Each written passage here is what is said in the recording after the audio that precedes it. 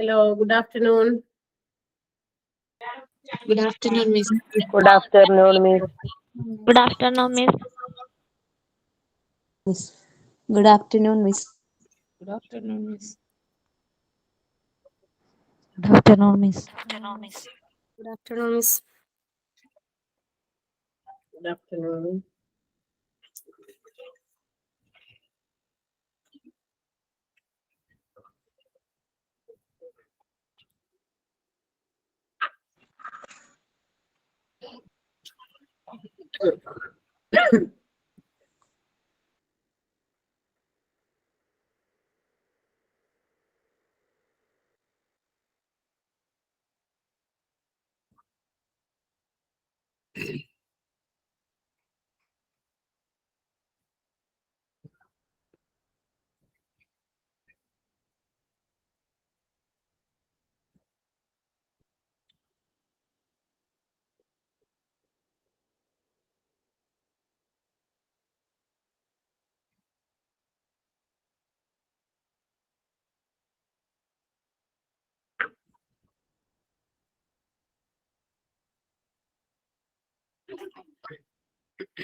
തുടങ്ങാം.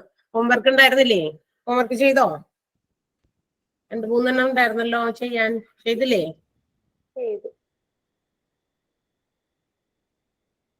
Okay.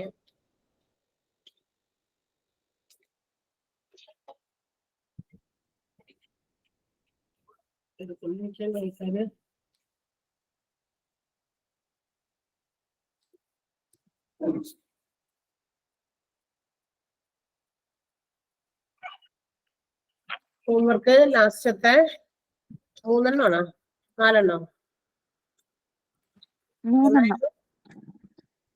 3 that means 11 12 13 അല്ലേ? പിന്നെ ഇടയ്ക്ക് ഒരു ക്വസ്റ്റ്യൻ വിട്ടായിരുന്നു. അത് ഞാൻ ഒരു 9ാമത്തെ ക്വസ്റ്റ്യൻ വിട്ടു. അത് വിട്ട് വെച്ചേക്കണതാണ്. അതവിടെ ഇരിക്കട്ടെ. അതല്ലാതെ 11 3 11 12 13 അല്ലേ? ചെയ്തിരുന്നോ? ആൻസർ കിട്ടിയോ? ആദ്യത്തേത് ഇതാണ്. 10 cats eat 10 rats in 10 seconds. Then how many cats are needed to eat 100 rats in 100 seconds? 10 പൂച്ചകൾ 10 സെക്കൻഡിൽ 10 എലികളെ തിന്നു എങ്കിൽ 100 എലികളെ 100 സെക്കൻഡിൽ തിന്നാൻ എത്ര പൂച്ചകൾ വേണം എന്നായിരുന്നു ക്വസ്റ്റ്യൻ. 100, 10, 9, 99. 10. എല്ലാവർക്കും കിട്ടിയോ ആൻസർ? 10.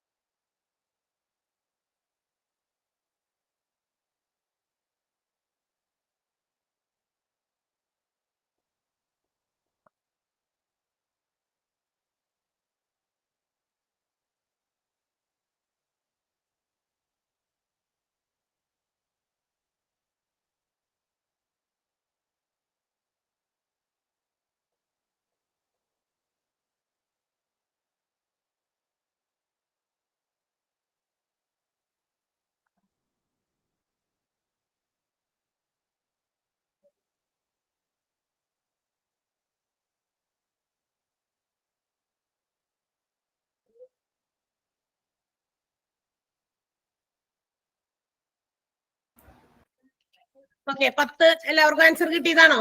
10 ആണോ കിട്ടിയത്? ചെയ്യണ്ടെങ്കിൽ അടുത്ത ക്വസ്റ്റ്യനിലേക്ക് ഹോംവർക്ക് ആണല്ലോ, അപ്പൊ നിങ്ങൾ ചെയ്തിട്ടുണ്ടാകും. നമ്മള് കഴിഞ്ഞ ദിവസം ഇവിടെ തന്നെ ചെയ്ത M1 D1 എന്താ പറയാ M1 T1 ടൈമും അതുപോലെ തന്നെ ആളുകളുടെ എണ്ണം അതുപോലെ തന്നെ വർക്ക് ഡൺ കൂടി തരുമ്പോ നമ്മൾ ഒരു ഇക്വേഷൻ ഉപയോഗിക്കണമെന്ന് പറഞ്ഞു. Either M1 T1 into W2 അല്ലെങ്കിൽ ബൈ W1. അതിങ്ങനെ ക്രോസ് മൾട്ടിപ്ലൈ ചെയ്യുമ്പോഴാണ് W2 അപ്പുറത്തേക്ക് വരിക. അത് ഏതെങ്കിലും ആ രണ്ട് ഇക്വേഷനിൽ ഏതെങ്കിലും കൊടുത്തു കഴിഞ്ഞാൽ നമുക്ക് കിട്ടുന്ന ആൻസർ 10 ആണ്. 10 കിട്ടിയോ എല്ലാവർക്കും? കിട്ടി. സോ അത് ചെയ്യേണ്ട ആവശ്യമില്ല. അടുത്ത ക്വസ്റ്റ്യൻ 12ാമത്തെ ക്വസ്റ്റ്യൻ ഇതായിരുന്നു. Thomas appointed a man to make a fence. By afternoon, 1/3 was completed. By evening, half of the remaining part was completed. Now, what part of the work is remaining? ഇനി എത്ര ഭാഗം ബാക്കിയുണ്ട് എന്നാണ്. Thomas കമ്പിവേലി കെട്ടാനായിട്ട് ഒരാളെ ഏർപ്പെടുത്തി. ഉച്ചയായപ്പോൾ ആളത് അതിന്റെ 1/3 1/3 ഭാഗം കംപ്ലീറ്റ് ചെയ്തു. വൈകുന്നേരം ആയപ്പോഴേക്കും ബാക്കി ഉണ്ടായിരുന്നതിന്റെ, അതായത് 1/3 കംപ്ലീറ്റ് ചെയ്തല്ലോ, അത് കഴിഞ്ഞ് ബാക്കി എത്രയാണോ ആ ബാക്കിയുള്ളതിന്റെ ഹാഫ് പാർട്ടാണ് 1/2 ഭാഗം പകുതി കഴിച്ചു. പിന്നെ അങ്ങനെയാണെങ്കിൽ റിമൈനിങ് എത്രയാണെങ്കിൽ ബാക്കി ശേഷിക്കുന്ന ജോലി എന്നാണ് ചോദ്യം. ആൻസേഴ്സ് 1/3 പാർട്ട്, 1/3 ഭാഗം, 1/2 പാർട്ട്, 1/6 പാർട്ട് ആൻഡ് 2/5 പാർട്ട്. 11ാമത്തെ ആൻസർ ആണല്ലോ 10 പറഞ്ഞത്. നാജിദ 10. ഓക്കെ, 10ാമത്തെ ആൻസർ എത്രയാണ് കിട്ടിയത്? 1/3 പാർട്ട്, 1/2, 1/6 ആൻഡ് 2/5. ഇതിൽ ഏതാണെന്നാണ് ചോദ്യം. 1/3 ആണ്. കിട്ടിയോ എല്ലാവർക്കും? എന്തോ കിട്ടിയില്ല മാം. പറഞ്ഞുതരാം. ആകെ ഉണ്ടായിരുന്ന ജോലിയുടെ 1/3 ഭാഗം ആള് ഒരാളെ വേലി കെട്ടാനോ വേലിക്കോ എന്തിനോ വേണ്ടിയിട്ട് ചെയ്യാൻ നിർത്തി. ആ ജോലിയുടെ മൊത്തം ഉണ്ടായിരുന്ന ജോലിയുടെ 1/3 ഭാഗം അയാൾ ഉച്ചയായപ്പോഴേക്കും ചെയ്തു തീർത്തു. അതായത് മൊത്തത്തിലുള്ള കാര്യം ഏതെങ്കിലും ഒരു മൊത്തത്തിൽ എന്തെങ്കിലും ഒരു കാര്യത്തെ നമ്മൾ ഡിവൈഡ് ചെയ്യുമ്പോൾ അല്ലെങ്കിൽ അതിൽ നിന്ന് ഇത്ര ചെയ്തു എന്ന് പറയുമ്പോൾ നമ്മൾ അതിന്റെ ടോട്ടലായിട്ട് എടുക്കേണ്ടത് 1 ആണ്. ഇപ്പൊ നമ്മൾ അറിയാം, കുറച്ച് ആളുകൾ കൂടിയിട്ട് എന്താ പറയാ ഒരു കേക്ക് കട്ട് ചെയ്ത് ഷെയർ ചെയ്യാൻ അല്ലെങ്കിൽ ഒരു മിഠായി ഷെയർ ചെയ്യാനിരിക്കുന്നു. അപ്പൊ നമ്മുടെ കയ്യിലിരിക്കുന്ന ആ ഒരെണ്ണമാണ്, ആ ഒരെണ്ണത്തെയാണ് നമ്മൾ ഷെയർ ചെയ്യുക അല്ലെ. ഇപ്പൊ 5 പേര് കൂടി ഒരു കേക്ക് മുറിച്ചിരുമ്പോ 1/5 ഈക്വൽ പാർട്സ് ആയിട്ട് നമ്മൾ അതിനെ ഡിവൈഡ് ചെയ്യണം. 5 പേര് കൂടി ഡിവൈഡ് ചെയ്തെടുക്കണമെങ്കിൽ ആ 1 കേക്കിനെ നമ്മൾ 5 ആയിട്ട് ഭാഗിക്കണം. അപ്പൊ 1/5. ഇവിടെ തന്നിരുന്ന ജോലിയില് ആ കൊടുത്തിരുന്ന ജോലിയില് 1/3 ഭാഗം അയാൾ ആദ്യം ചെയ്ത് തീർക്കുന്നു ബൈ ആഫ്റ്റർനൂൺ ഉച്ചയായപ്പോഴേക്കും. അപ്പൊ നമ്മൾ എന്ത് ചെയ്യണം? 1ൽ നിന്ന് 1/3 അങ്ങോട്ട് കുറയ്ക്കണം. മൊത്തത്തിലുള്ള കാര്യത്തെ നമ്മൾ എടുക്കേണ്ടത് എപ്പോഴും 1 ആണ്. Total work is assumed as 1. നമ്മൾ ആകെ തരുന്ന ജോലിയെ നമ്മൾ ഒരു വർക്ക് കഴിഞ്ഞ ദിവസം നമ്മൾ വർക്ക് ആൻഡ് ടൈമിന്റെ ചെയ്തില്ലേ, അതുപോലെ ഒരു ജോലിയായിട്ടാണ് നമ്മൾ കൺസിഡർ ചെയ്തിരിക്കുന്നത്. അങ്ങനെയാണെങ്കിൽ ആ 1ൽ നിന്ന് 1/3 ഭാഗം, ആ 1ന്റെ 1/3 ഭാഗം എന്ത് ചെയ്തു? നമ്മൾ കംപ്ലീറ്റ് ചെയ്തു. So the remaining will be എത്രയായിരിക്കും ബാക്കി ഉണ്ടാവുക? 2/3 അല്ലെ. 2/3 ആണ് ബാക്കി ഉണ്ടാവുക. ഇത് നേരെ അങ്ങോട്ട് ചെയ്താൽ മതി. ഇത് ഇനി കാൽക്കുലേറ്റ് ഒന്നും ചെയ്യണമെന്നല്ലേ. അടിയിൽ ഒരു 1 കൊടുത്ത് പിന്നെ LCM ആക്കി അല്ലെങ്കിൽ ക്രോസ് മൾട്ടിപ്ലൈ ചെയ്ത് അങ്ങനെയൊന്നും വേണ്ട. അത് ഈ അടി കിടക്കുന്ന സംഖ്യ ഏതാന്ന് നോക്കാം. 3 മോളിൽ കിടക്കുന്ന അംശം അങ്ങോട്ട് കുറയ്ക്കാം. എന്നിട്ട് അങ്ങോട്ട് അംശമായിട്ട് എഴുതാം. 3ൽ നിന്ന് 1 കുറയ്ക്കാം, അംശമായിട്ട് അങ്ങോട്ട് എഴുതാം. Denominator will not be change. ഒരിക്കലും ഡിനോമിനേറ്റർ മാറില്ല. ഡിനോമിനേറ്റർ ഛേദം അങ്ങനെ തന്നെ എടുത്ത് എഴുതാം. അപ്പൊ ഈ 2/3 ഭാഗം ഈ ബാക്കി ഉണ്ടായിരുന്നു. ഈ ബാക്കി ഉണ്ടായതിന്റെ പകുതി മീൻസ് ദാറ്റ് ഈസ് 1/2. ബാക്കിയുള്ളത് എത്രയാണ്? 2/3. അതിന്റെ പകുതി ആക്കണം. അതിനെ പകുതിയാക്കുക. അതിന്റെ മീൻസ് ഇൻറ്റു എന്നാണ് അർത്ഥം. ഇന്റെ എന്ന് ഓർക്കുക. ബാക്കി ശേഷിക്കുന്നതിന്റെ ഹാഫ് എന്ന് പറയുമ്പോൾ 2/3ന്റെ 1/2 പാർട്ടാണ്. ഗുണിക്കുമ്പോൾ നേരെയാണ് ഗുണിക്കുക. മൾട്ടിപ്ലൈ ചെയ്യുമ്പോൾ പ്ലസും മൈനസും ചെയ്യുമ്പോൾ മാത്രമേ നമ്മൾ ക്രോസ് ആയിട്ട് മൾട്ടിപ്ലൈ ചെയ്യുള്ളൂ. So answer will be 2/6. ഈ 2/6നെ നമുക്ക് ഒന്നുകൂടിയും ചെറുതാക്കാം. എന്തെന്ന് പറയാം? 2/6നെ നമുക്ക് എന്ത് എഴുതാം? എന്തെന്ന് പറഞ്ഞ് എഴുതാം? 1/3. അതായത് ചെറുതാക്കുമ്പോ 2ന്റെ ടേബിളില് 2 ഒരു പ്രാവശ്യം പോകും, 6ൽ 3 ടൈംസ് പോകും. അപ്പൊ 1/3 ഉണ്ട്. അപ്പൊ ഇനി നമുക്ക് ചോദിച്ചിരിക്കുന്നത് അങ്ങനെയാണെങ്കിൽ ഇനി ബാക്കി എത്ര ശേഷിക്കുന്ന വർക്ക് എത്രയാണെന്നാണ്. അപ്പൊ നേരത്തെ എത്ര ഉണ്ടായിരുന്ന ബാക്കി? 1/3 ഭാഗം കംപ്ലീറ്റ് ചെയ്തല്ലോ. അപ്പൊ നേരത്തെ ബാക്കി ഉണ്ടായിരുന്നത് 2/3 ആണ്. ഇപ്പൊ അയാൾ വീണ്ടും കംപ്ലീറ്റ് ചെയ്തത് 1/3 ആണ്. അപ്പൊ എന്ത് ചെയ്തു? ബാക്കി ശേഷിക്കുന്നത് എന്ന് പറഞ്ഞു കഴിഞ്ഞാൽ ഇവിടെ ഛേദങ്ങൾ ഒരുപോലെയാണ്. അപ്പൊ നമുക്ക് ഇനി എന്താ പറയാ LCMോ ക്രോസ് മൾട്ടിപ്ലിക്കേഷനോ ഒന്നിന്റെയും ആവശ്യമില്ല. സോ നമുക്ക് കിട്ടുന്ന ആൻസർ 1/3. കിട്ടിയോ? സംശയം ചോദിച്ചവർക്ക് കിട്ടിയോ? ഓക്കെ, മനസ്സിലായി. അതായത് മൊത്തം നമുക്ക് അറിയില്ലാത്തൊരു കാര്യത്തില് മൊത്തത്തിൽ നിന്നും ഇത്ര ചെയ്തു അല്ലെങ്കിൽ ഇത്ര ആർക്കെങ്കിലും കൊടുത്തു. ഇപ്പൊ ഇത് തന്നെ വേറെ എന്താ പറയാ, ഇപ്പൊ ഒരാളുടെ കയ്യിലുണ്ടായിരുന്ന ഷെയറിന്റെ ഇത്ര ഭാഗം മകൾക്ക് കൊടുത്തു, മൂത്ത കുട്ടിക്ക് കൊടുത്തു, അതിന്റെ ബാക്കിയുടെ പകുതി ഭാഗം വേറെ ആൾക്ക് കൊടുത്തു. ഇങ്ങനെയും ആ ക്വസ്റ്റ്യൻ വളഞ്ഞു വരാറുണ്ട്, ഇങ്ങനെയും ആ PSC ക്വസ്റ്റ്യൻസിൽ വരാറുണ്ട്. തന്റെ ഷെയറിന്റെ ഓഹരിയുടെ, അതായത് തനിക്ക് ഒരു അച്ഛൻ അയാളുടെ ഓഹരിയുടെ ഇത്ര ഭാഗം മകന് കൊടുത്തു, ബാക്കിയുള്ളതിന്റെ പകുതി ഭാഗം മകൾക്ക് കൊടുത്തു, അല്ലെങ്കിൽ ബാക്കിയുള്ളത് ഇനി ആർക്ക്, ഭാര്യയ്ക്ക് കൊടുത്തു, ഇങ്ങനെയൊക്കെ പറഞ്ഞു കൊടുക്കാറുണ്ട്. ഇത് തന്നെ ആ സെയിം തന്നെ ഒരു എന്താ പറയാ മെത്തേഡിലാണ് ഈ ഒരു ക്വസ്റ്റ്യനും തന്നിരിക്കുന്നത്. അപ്പൊ നമ്മൾ എന്ത് ചെയ്യണം? കുറയ്ക്കുക. അതിനുശേഷം ബാക്കി ഉണ്ടായിരുന്നതിന്റെയാണ് പറയുന്നെങ്കിൽ നേരിട്ട് അതിൽ നിന്ന് കുറയ്ക്കാൻ പറ്റില്ല. ബാക്കിയുള്ളവർക്ക് നേരിട്ട് 2/3 കിട്ടി, വേഗം 1 2/3 കുറയ്ക്കുക, അങ്ങനെയല്ല ചെയ്യേണ്ടത്. ബാക്കിയുള്ളതിന്റെ ഹാഫ് ഭാഗമാണ് വീണ്ടും വൈകുന്നേരം ഇപ്പൊ ചെയ്തു തീർത്തേക്കണം. അപ്പൊ ബാക്കി ഉണ്ടായിരുന്നതിന്റെ ഹാഫ് ചെയ്യണം, എന്നിട്ടാണ് രണ്ടും തമ്മിൽ മൈനസ് ചെയ്യേണ്ടത്. രണ്ട് ശേഷിക്കുന്ന ഭാഗങ്ങൾ തമ്മിൽ മൈനസ് ചെയ്യാം. സോ അടുത്ത ക്വസ്റ്റ്യൻ ഒരെണ്ണം കൂടി ഉണ്ടായിരുന്നു, 13ാമത്തെ question. 25 days are needed for 8 men and 12 children to complete a work. ഒരു ജോലി ചെയ്യാനായിട്ട് 8 പുരുഷന്മാർക്കും 12 കുട്ടികൾക്കും കൂടി 25 ദിവസം വേണം. How many days are needed for 6 men and 11 children to complete that work? അത്രയും ജോലി തന്നെ, ജോലി സെയിം തന്നെയാണ്. 6 ആളുകളുടെ എണ്ണം കുറഞ്ഞു, ആൻഡ് 11 ചിൽഡ്രൻ, പുരുഷന്മാരുടെയും അതുപോലെ കുട്ടികളുടെയും എണ്ണം കുറച്ചിട്ടുണ്ട്. എത്ര ദിവസം കൊണ്ട് ചെയ്തു തീർക്കാൻ പറ്റും എന്നാണ് ചോദ്യം. 13ാമത്തെ. 12 days, 15 days, 16 days and 18 days. എത്രയാണ് ആൻസർ കിട്ടുക നോക്കാം. 12, 15, 16, 18.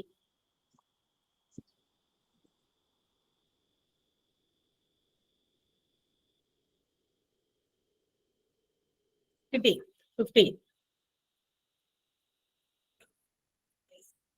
15 days ആണ് കിട്ടിയിരിക്കുക.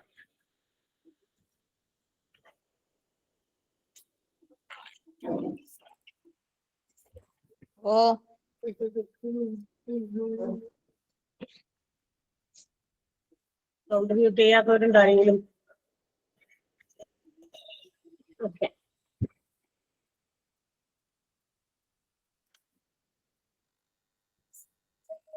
ഓക്കെ, അപ്പൊ അടുത്ത ക്വസ്റ്റ്യൻസ് ഇന്നത്തേക്ക് കൊണ്ടുവന്നേക്കുന്നത് ഒരു പ്രീവിയസ് ക്വസ്റ്റ്യൻ പേപ്പേഴ്സിൽ നിന്ന് എടുത്തതാണ്. ഇതിനകത്തുനിന്ന് ഒരു ക്വസ്റ്റ്യൻ അവിടെ ഉണ്ട്, അതെനിക്കറിയാം, അത് അവിടെ ഇരിക്കട്ടെ. അതിനകത്ത് കുറച്ച് ഇതുണ്ട്, അതുകൊണ്ട് മാറ്റി വെച്ചിരിക്കുന്നതാണ് ക്വസ്റ്റ്യൻ. പിന്നീട് ദിവസം നമ്മൾ ചെയ്യുമ്പോൾ ചെയ്യുന്നതായിരിക്കും. ഇതിന്റെ ഉത്തരം ഒന്ന് പറയാമോ? ഇതിന്റെ ഉത്തരം 15 days കിട്ടിയില്ലേ? അതിന്റെ സ്റ്റെപ്പ് കിട്ടിയിട്ടില്ല. ഉപയോഗിച്ച് ചെയ്യാൻ പറ്റും. അതായത് ഇവിടെ തന്നിരിക്കുന്നത് നിങ്ങളോട് എത്ര ദിവസം കൊണ്ട് തീർക്കും എന്നാണ് ചോദിച്ചേ. അതായത് ഇവിടെ 2 ഗ്രൂപ്പ് ഓഫ് ആൾക്കാരുണ്ട്, മെന്നും ഉണ്ട് കുട്ടികളും ഉണ്ട്. ഇത്ര ദിവസം തന്നുണ്ട്. ആ 25 ആളുകള് 25 ദിവസം കൊണ്ട് പുരുഷന്മാര് പിന്നെ എന്താ പറയാ കുട്ടികള്, ഇവരെല്ലാവരും കൂടി ചേർന്നിട്ട് കുറച്ച് ജോലി ചെയ്യുന്നു എങ്കിൽ അതേ ജോലി തന്നെ, സെയിം വർക്ക് തന്നെയാണ്. ആളുകളുടെ എണ്ണം മാറ്റിയിട്ടുണ്ട്, കുട്ടികളുടെ എണ്ണവും മാറ്റിയിട്ടുണ്ട്. എന്നിട്ട് അങ്ങനെയാണെങ്കിൽ എത്ര ദിവസം കൊണ്ട് തീർക്കും എന്നാണ്. അപ്പൊ ദിവസങ്ങളുടെ എണ്ണമാണ് കണ്ടുപിടിക്കേണ്ടത്. ഇക്വേഷൻ ഏതാണ് ഉപയോഗിക്കാം? ഡേയ്സ്, പിന്നെ മെന്നിന്റെ എണ്ണം, അപ്പൊ എക്സ് കൊടുക്കാം, നമുക്ക് കുട്ടികളുടെ എണ്ണം y കൊടുക്കാം, ദാറ്റ് ഈസ് y1. അത് എന്തുകൊണ്ടാണ് വൈയും എക്സും 1 കൊടുത്തേക്കെന്ന് വെച്ചാൽ 2 ഗ്രൂപ്പ് വന്നിട്ടുണ്ട്. ആദ്യം 25 ദിവസം കൊണ്ട് ഇത്ര പുരുഷന്മാർ ഇത്ര കുട്ടികൾ ചെയ്യുന്ന ജോലി ഡിവൈഡഡ് ബൈ എത്രയാണ് ഇവിടെ തന്നിരിക്കുന്നത്? അടുത്ത തന്നിരിക്കുന്നത് എത്രയാ? സോറി, അതിന്റെ കൂടെ തന്നെ നമ്മൾ ഇവിടെ എന്ത് ചെയ്യണം? x1 y2 plus x2 y1. ഈ ഒരു ഇക്വേഷൻ ആണ് നമ്മൾ ഇങ്ങനെ തരുന്ന സാഹചര്യത്തിൽ ചെയ്യേണ്ടത്. അതായത് കുറച്ച് 2 വ്യത്യസ്ത ഗ്രൂപ്പ് ആളുകളാണ്, ഒരാളല്ല. നേരത്തെ നമ്മൾ ചെയ്തപ്പോഴൊക്കെ ഇത്ര ദിവസങ്ങൾ കൊണ്ട് ഇത്ര ആൾക്കാർ ചെയ്യുന്നു, ഇത്ര ദിവസങ്ങൾ കൊണ്ട് അങ്ങനെയാണെങ്കിൽ എത്ര ആൾക്കാർ വേണ്ടി വരും, അങ്ങനെയാണ് ചെയ്തത്. ഇവിടെ 2 ഗ്രൂപ്പ് ഓഫ് ആൾക്കാരുണ്ട്. കുട്ടികളുടെ ജോലി ചെയ്യുന്ന ആ ഒരു രീതിയും ആണ്, വലിയ പുരുഷന്മാരുടെ ജോലി ചെയ്യുന്ന രീതിയും എഫിഷ്യൻസിയും തമ്മിലൊക്കെ വ്യത്യാസം ഉണ്ടായിരിക്കും. അപ്പൊ അതുകൊണ്ടാണ് അങ്ങനെ കൊടുത്തത്. അപ്പൊ ദിവസങ്ങളുടെ എണ്ണം പിന്നെ തന്നിരിക്കുന്ന ഗ്രൂപ്പ് ഓഫ് ആളുകളുടെ എണ്ണം ഡിവൈഡഡ് ബൈ അവരിൽ നിന്ന് നമുക്ക് കണ്ടുപിടിക്കേണ്ട ഡേയ്സ് ആണ് കണ്ടുപിടിക്കേണ്ടത്. അപ്പൊ x1 y2 plus x2 y1. ഇതെന്താണ് ഇപ്പൊ ഇവിടെ dx1 എന്നൊക്കെ പറഞ്ഞാൽ, ഡി എന്ന് പറഞ്ഞാൽ നമ്പർ ഓഫ് ഡേയ്സ്, എത്ര ആൾക്കാരാണ് ഉണ്ടായിരുന്നത് ആദ്യത്തെ ഗ്രൂപ്പ് ഓഫ് ജോലിക്ക്. 25 ഇൻറ്റു എത്ര പുരുഷന്മാരാണ് ഉണ്ടായിരുന്നത്? 8 ആൾക്കാർ, 8 പുരുഷന്മാര്. പിന്നെ കുട്ടികൾ എത്രയാണ്? 12, 12 വേറെ എഴുതാം. 25 ഇൻറ്റു 8 ഇൻറ്റു 12. ഇനി ബൈ അടിയിൽ എന്താണ്? x1 y2 ആണ്. x1 y2, x1 എന്ന് പറഞ്ഞാൽ ഇതാണ് 8, 8 ഇൻറ്റു y2 എന്ന് പറഞ്ഞാൽ കുട്ടികളുടെ എണ്ണം രണ്ടാമത്തെ കേസിൽ എത്രയാണ് അത് 11 കുട്ടികളുടെ എണ്ണം. ഓക്കെ, പ്ലസ് അടുത്തത് x2 എന്ന് പറഞ്ഞാൽ എത്ര ആൾക്കാരായി മാറിയത് 8 എന്നുള്ളത് മാറി, ആൾക്കാരുടെ എണ്ണം 6 ആയി. ഇൻറ്റു എത്രയാണ് y1 ആണ്. y1 എന്ന് പറയുന്നത് 12 ആണ് ആദ്യത്തെ കേസിലെ കുട്ടികളുടെ എണ്ണം. അപ്പൊ ഈ ഒരു ഇതാണ് നമ്മൾ ചെയ്തു തീർക്കേണ്ടത്. അപ്പൊ നമ്മൾ ആദ്യം തന്നെ ഇതൊക്കെ മൾട്ടിപ്ലൈ ചെയ്യണമെങ്കിൽ ചെയ്യാം, അല്ലെങ്കിൽ ഗുണിച്ചതിന് ശേഷം അടിയിലുള്ളതിന് ഗുണിക്കുന്നതിന് മുമ്പ് തന്നെ അടിയിലുള്ളതിനെ മാത്രം ഗുണിക്കാം, എന്നിട്ട് വെട്ടി ചെറുതാക്കാൻ പറ്റുമെങ്കിൽ ചെയ്യാം. 25 ഇൻറ്റു 8 ഇൻറ്റു 12 അങ്ങനെ തന്നെ എഴുതാം. അടിയില് എന്ത് ചെയ്യും 8 ഇൻറ്റു 11 88, 6 ഇൻറ്റു 12 72. അപ്പൊ 88 പ്ലസ് എന്താ പറയാ 72, മുകളില് എന്താ ഉണ്ടായിരുന്നത് 25 ഇൻറ്റു 8 ഇൻറ്റു 12. ഇതൊന്ന് കൂട്ടാൻ നമുക്ക് 88ഉം 172 കൂടി കൂട്ടിക്കഴിഞ്ഞാൽ എത്ര കിട്ടും 10 0 വിശിഷ്ടം 160 അല്ലെ 160. 25 ഇൻറ്റു 8 ഇൻറ്റു 12 അത് അങ്ങനെ തന്നെ എഴുതിയാൽ നമുക്ക് ചിലപ്പോൾ എളുപ്പം ഡിവൈഡ് ചെയ്യാൻ പറ്റുമായിരിക്കും. അതുകൊണ്ടാണ് പറഞ്ഞത് 8 ഈ 16 കൊണ്ട് വെട്ടി ചേർത്താക്കാം, അപ്പൊ 80 കിട്ടും അല്ലെ. വീണ്ടും നമുക്ക് 8നെ നമുക്ക് എന്താ പറയാ 12 കൊണ്ട് വെട്ടി ചേർത്താക്കാം. 4ന്റെ ടേബിൾ എന്തോ 8 16 സോറി 16 20. ഓക്കെ 20 ഓക്കെ 20 ആണ്. ഇനി നമുക്ക് വേണമെങ്കിൽ എന്ത് ചെയ്യാം, ഈ 12നെയും 20 കൊണ്ട് വെട്ടാം, അല്ലെങ്കിൽ 20നെയും 25നെയും കൂടി 5 കൊണ്ട് വെട്ടാം. 5 ഇൻറ്റു 5 25, 5 ഇൻറ്റു 4 20. ഓക്കെ, ഇനി ബാക്കിയുള്ളതൊക്കെ മൾട്ടിപ്ലൈ ചെയ്ത് എഴുതിയാൽ മതി. ഇതെവിടെ എന്താ പറയാ 4നെ നമുക്ക് 3 കൊണ്ട് കൂടി വെട്ടാം 12ല്. അപ്പൊ 5 ഇൻറ്റു 3 15 ഡേയ്സ് ആണ്. 15 ഡേയ്സ് ആണ് നമ്മുടെ ഉത്തരം കിട്ടുക. അപ്പൊ ഇക്വേഷൻ ഒന്ന് നോട്ട് ചെയ്ത് വെച്ചേക്കട്ടെ. ഡി അത് ആളുകളുടെ എണ്ണം വ്യത്യസ്തമായിട്ട് വരുമ്പോ എന്താ പറയാ പുരുഷന്മാര് കുട്ടികൾ അല്ലെങ്കിൽ സ്ത്രീകൾ കുട്ടികൾ എന്നൊക്കെ പറഞ്ഞിട്ടൊക്കെ ഒരു ക്വസ്റ്റ്യൻസ് ഒക്കെ അങ്ങനെയും ചോദിക്കാറുണ്ട്. അപ്പൊ അങ്ങനത്തെ ഒക്കെ വരുമ്പോ നിങ്ങൾ ഈ രീതിയിൽ ചെയ്യാം, ഇക്വേഷൻ ഉപയോഗിക്കാം. ഡിവൈഡ് ചെയ്യണ്ടേന്നോ എന്താ ഡിവൈഡ് ചെയ്യണ്ടേന്ന് ചോദിച്ചത് ഷിജിൻ?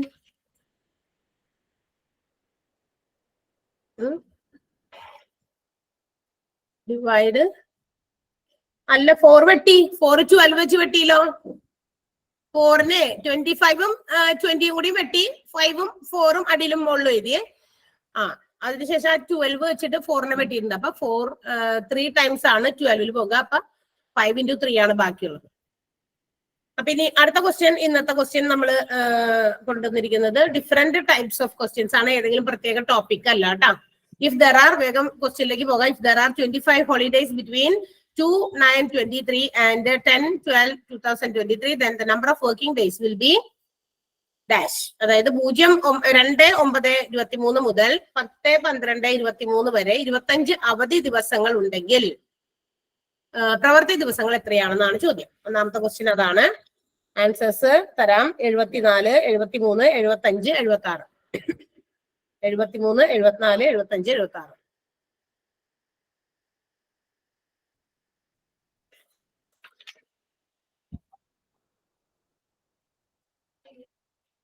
കിട്ടിയില്ലെങ്കിൽ വേമ്പയും പറയണോട്ടാ. കിട്ടിയില്ല. ഇവിടെ നമുക്ക് നമ്മളോട് ചോദിച്ചതിന്റെ 2/9 എന്ന് പറയുമ്പോൾ ഏത് മാസമായിട്ട് വരും? 2nd of September അല്ലേ? സെപ്റ്റംബർ അല്ലേ? അപ്പൊ സെപ്റ്റംബർ മാസത്തിലെ 2-ാം തീയതി ആണ് നമുക്ക് തന്നേക്കണേ. 2-ാം തീയതി മാറ്റിക്കഴിഞ്ഞാൽ സെപ്റ്റംബർ മാസത്തിൽ എത്ര ദിവസമുണ്ട്? സെപ്റ്റംബർ മാസത്തില് ബാക്കി എത്ര ദിവസമുണ്ട്? എത്ര ദിവസമുണ്ട് ആകെ സെപ്റ്റംബർ മാസത്തിൽ എന്ന് അറിയാമോ? പഠിച്ചിട്ടില്ലേ നമ്മള്? 30 days of September, April, June and November എന്ന് പഠിച്ചിട്ടുണ്ട്. അപ്പൊ ബാക്കിയുള്ളതൊക്കെ 31 days ആണ്. 30 days of September അങ്ങനെയാണ് പഠിച്ചേക്കുന്നത്. അപ്പൊ 30 days ആണ് സെപ്റ്റംബറിലുള്ളത്. പക്ഷെ ഇവിടെ നമുക്ക് തന്നിരിക്കുന്നത് 2-ാം തീയതിയിലത്തെ കാര്യമാണ്. അപ്പൊ ആ ഒരു 1 മൈനസ് ചെയ്യാം, 1-ാം തീയതിനെ മൈനസ് ചെയ്യാം. സോ ബാക്കി എത്ര ദിവസം ഉണ്ട് അങ്ങനെയാണെങ്കിൽ? 29 സെപ്റ്റംബർ മാസത്തില്. ഇത് സെപ്റ്റംബറിലാണ് ഞാനിപ്പോ എഴുതിയേക്കണേ. സെപ്റ്റംബറിൽ 29 ദിവസം. ഒക്ടോബറിൽ എത്ര ദിവസം ഉണ്ടാവും? ഒക്ടോബറില് 31 ഡേയ്സ് ആണ് ഒക്ടോബറിലുള്ളത്. അപ്പൊ ഒക്ടോബറിൽ 31 ഡേയ്സ്. പിന്നെ അടുത്തത് നവംബറിൽ എത്ര ദിവസം ഉണ്ട്? 30 ഡേയ്സ് തന്നെ, 30 ദിവസം തന്നെയാണ്. ഡിസംബർ എത്രാം തീയതിയാണ് നമുക്ക് തന്നേക്കണേ? 10-12 അങ്ങനെ 10-ാം തീയതി വരെ. അപ്പൊ നമ്മൾ ആകെ ഇത്രയും ദിവസങ്ങൾ ആകെ എത്ര ഉണ്ടെന്ന് നോക്കണം. ആകെ എത്ര ദിവസം ഉണ്ട്? ഇത് 3 കൂടി കൂട്ടി 4 കൂടി കൂട്ടിയാ 30. എത്ര ദിവസമുണ്ട്? 100 ഡേയ്സ് ആണ്. ഇതിന്റെ എല്ലാം കൂടി ടോട്ടൽ എന്ന് പറയുന്നത് 100 ഡേയ്സ് ആണ്. 100 ദിവസമാണ്. ഇനി അവർ പറഞ്ഞിട്ടുണ്ട് 100 ദിവസത്തിൽ ആകെ ആകെയുള്ള ദിവസങ്ങളാണ് ഈ പറഞ്ഞ ഡേറ്റ് മുതൽ, അതായത് 2 സെപ്റ്റംബർ മുതൽ 10th ഡിസംബർ വരെ there are 100 days in total. 100 ദിവസങ്ങളാണ് ആകെ ഉള്ളത്. ഇതില് 25 days ആർ ഹോളിഡേയ്സ്. 25 ദിവസങ്ങൾ ഹോളിഡേയ്സ് ആണെങ്കിൽ ബാക്കിയുള്ളതല്ലേ വർക്കിംഗ് ഡേയ്സ്. ബാക്കി എത്ര ദിവസമുണ്ട് വർക്കിംഗ് ഡേയ്സ്? 75 days ആണ്. 75 ദിവസങ്ങളാണ്. 75 is the answer. കിട്ടിയോ? ഓക്കെ. അടുത്ത ക്വസ്റ്റ്യൻ ഇതാണ്. A train of 230 meter travels at a speed of 60 km/h. How much time will it take to pass a train of 270 meter which is not moving? 230 metre ട്രെയിനിന്റെ വേഗത 60 km/h ആണെങ്കിൽ 270 metre നീളമുള്ള നിർത്തിയിട്ടിരിക്കുന്ന ഒരു ട്രെയിനിനെ കടന്നു പോകാൻ എടുക്കുന്ന സമയം എത്ര എന്നാണ് ചോദ്യം. പക്ഷെ അത് ഇംഗ്ലീഷില് 250 മീറ്റർ. ഇംഗ്ലീഷ് ക്വസ്റ്റ്യനിലെ 250 ആണ്. 50 230. മലയാളത്തില് 230. 230 അല്ലേ ചോദ്യത്തില്? മലയാളത്തില് 230 അവിടുത്തെ അങ്ങനെ. ഇംഗ്ലീഷില് 230 ആക്കട്ടെ. അത് അവർക്ക് തെറ്റിപ്പോയതായിരിക്കും. 3 ഇങ്ങനെ ചിലപ്പോ ചേർന്ന് 8 പോലെ തോന്നിയതാവും. 230 ആക്കിക്കോ. 230 ആണ്. 230 മീറ്റർ അങ്ങനെയുള്ള ഞാൻ വായിക്കണേ. Train of 230 metre travels at a speed of 60 km/h. അപ്പൊ നമുക്ക് തന്നിരിക്കുന്നത് 230 മീറ്റർ നീളമുള്ള ഒരു ട്രെയിൻ ആണ്. അതിന്റെ സ്പീഡ് തന്നിട്ടുണ്ട് 60 km/h. പിന്നെ how much time will it take, അതിന് സമയമാണ് നമ്മൾ കണ്ടുപിടിക്കേണ്ടത്. എന്തിനുള്ള സമയം? To cover pass a train which is not moving, അതായത് നിർത്തിയിട്ടിരിക്കുന്ന മൂവ് ചെയ്യാത്ത ഒരു ട്രെയിൻ. ആ ട്രെയിനിന്റെ നീളം നമുക്ക് തന്നിട്ടുണ്ട് 270 മീറ്റർ. അതിനെ പാസ് ചെയ്ത് പോകാൻ വേണ്ട സമയമാണ് നമ്മളോട് ചോദിച്ചിരിക്കുന്നത്. അപ്പൊ എന്താ ടൈം കാണാനുള്ള ഇക്വേഷൻ എന്താണ്? ടൈം കാണാനുള്ള ഇക്വേഷൻ എന്താണ്? Speed by time. Distance by time. Distance by speed ആണ് നമുക്ക് വേണ്ടത്, അല്ലെങ്കിൽ അതാണ് നമ്മുടെ ഇക്വേഷൻ. അപ്പൊ ഇവിടെ ഡിസ്റ്റൻസ് ഉണ്ടോ എന്ന് നോക്കാം. നിങ്ങൾ ഡിസ്റ്റൻസ് തന്നിട്ടുണ്ടോ? ഡിസ്റ്റൻസ് ഉണ്ടോ? ഏതാണ് ഡിസ്റ്റൻസ് എന്ന് പറയുന്നത്? നമ്മളുടെ ഓടുന്ന ട്രെയിനിന്റെ നീളമായ 230യും അതുപോലെ തന്നെ നിർത്തിയിട്ടിരിക്കുന്ന ട്രെയിനിന്റെ നീളമായ 270. ഇത് രണ്ടും കൂടി കൂട്ടുന്നത് കഴിഞ്ഞ ദിവസം നമ്മൾ പറഞ്ഞതാണ്. ഇതുപോലെയുള്ള ക്വസ്റ്റ്യൻസ് വരുമ്പോൾ ഡിസ്റ്റൻസ് തന്നിട്ടില്ല എങ്കിൽ ആ തന്നിരിക്കുന്ന ട്രെയിനാകുമ്പോൾ ചിലപ്പോൾ ഡിസ്റ്റൻസ് തരില്ല. നമ്മളെ കൺഫ്യൂസ്ഡ് ആക്കാൻ വേണ്ടിയിട്ടാണ്. നമ്മുടെ മറ്റു വാഹനങ്ങൾ പോലെയല്ല എന്ത് ചെയ്യുന്നത്, ട്രെയിനിന് കുറച്ച് ലെങ്തി ആണ്. അപ്പൊ അതിന്റെ ഡിസ്റ്റൻസ് എന്ന് പറയുന്നത് വേറെ ഒന്നും തന്നിട്ടില്ലെങ്കിൽ ആ ട്രെയിനിന്റെ ഡിസ്റ്റൻസ് തന്നെയാണ് എന്ത് ചെയ്യുന്നത്, നമുക്ക് ഡിസ്റ്റൻസ് ആയിട്ട് എടുക്കേണ്ടത്. അത് നിർത്തിയിട്ടിരിക്കുന്ന മറ്റൊരു ട്രെയിനിലേക്ക് പാസ് ചെയ്ത് പോകണമെങ്കിൽ we have to add that length of distance of that particular train. ആ നിർത്തിയിട്ടിരിക്കുന്ന ട്രെയിനിന്റെയും കൂടിയും ഡിസ്റ്റൻസ് നമ്മൾ ആഡ് ചെയ്യേണ്ടി വരും. അപ്പൊ 230 പ്ലസ് 270. സ്ക്രീൻ പോയി 500. സ്ക്രീൻ പോയതേ അവിടെ ആരോ അത് ഷെയർ ചെയ്യും, അതുകൊണ്ട് എന്റേത് പോകും. പിന്നെ ബാക്ക് അടിച്ച് പോയി എല്ലാം ആദ്യം നമ്മൾ ചെയ്യണം. ആരാ പ്രസന്റ് ചെയ്യുന്നുണ്ട് ഓൾറെഡി? അതൊന്ന് ക്ലിയർ ചെയ്യാമോ? സിനിയ ഒന്ന്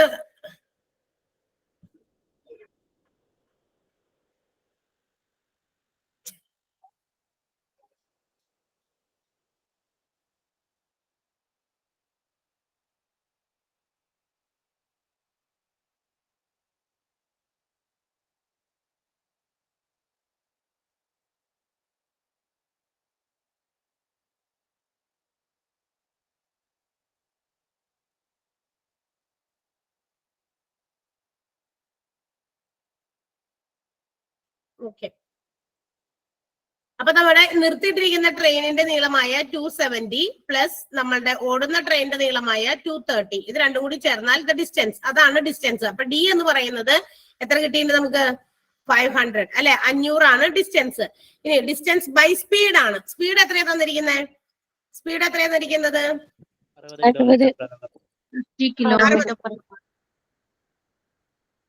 km/h ആണ്. 60 km/h. അപ്പൊ ഡിസ്റ്റൻസ് നമുക്ക് ടൈം കാണാൻ ഇക്വേഷനിൽ കൊടുക്കാം. T is equal to d by s ആണ് അല്ലെ. അപ്പൊ ഡി എന്ന് പറയുന്നത് ഡിസ്റ്റൻസ് നമ്മളിപ്പോ കണ്ടുപിടിച്ചത് 500 ഇൻറ്റു നമുക്ക് തന്നിരിക്കുന്നത് ഇവിടെ 560 കിലോമീറ്റർ പെർ അവർ ആണ് കേട്ടോ. കിലോമീറ്റർ പെർ അവർ ആണ്. നമ്മൾ അതിനെ എന്ത് ചെയ്യണം? കിലോമീറ്റർ പെർ അവർ എന്ന് പറയുന്നത് മീറ്റർ പെർ സെക്കൻഡ്സിലേക്ക് ആക്കണം. മീറ്റർ പെർ സെക്കൻഡ്സിലേക്ക് ആക്കാൻ എന്ത് ചെയ്യണം? 60 ×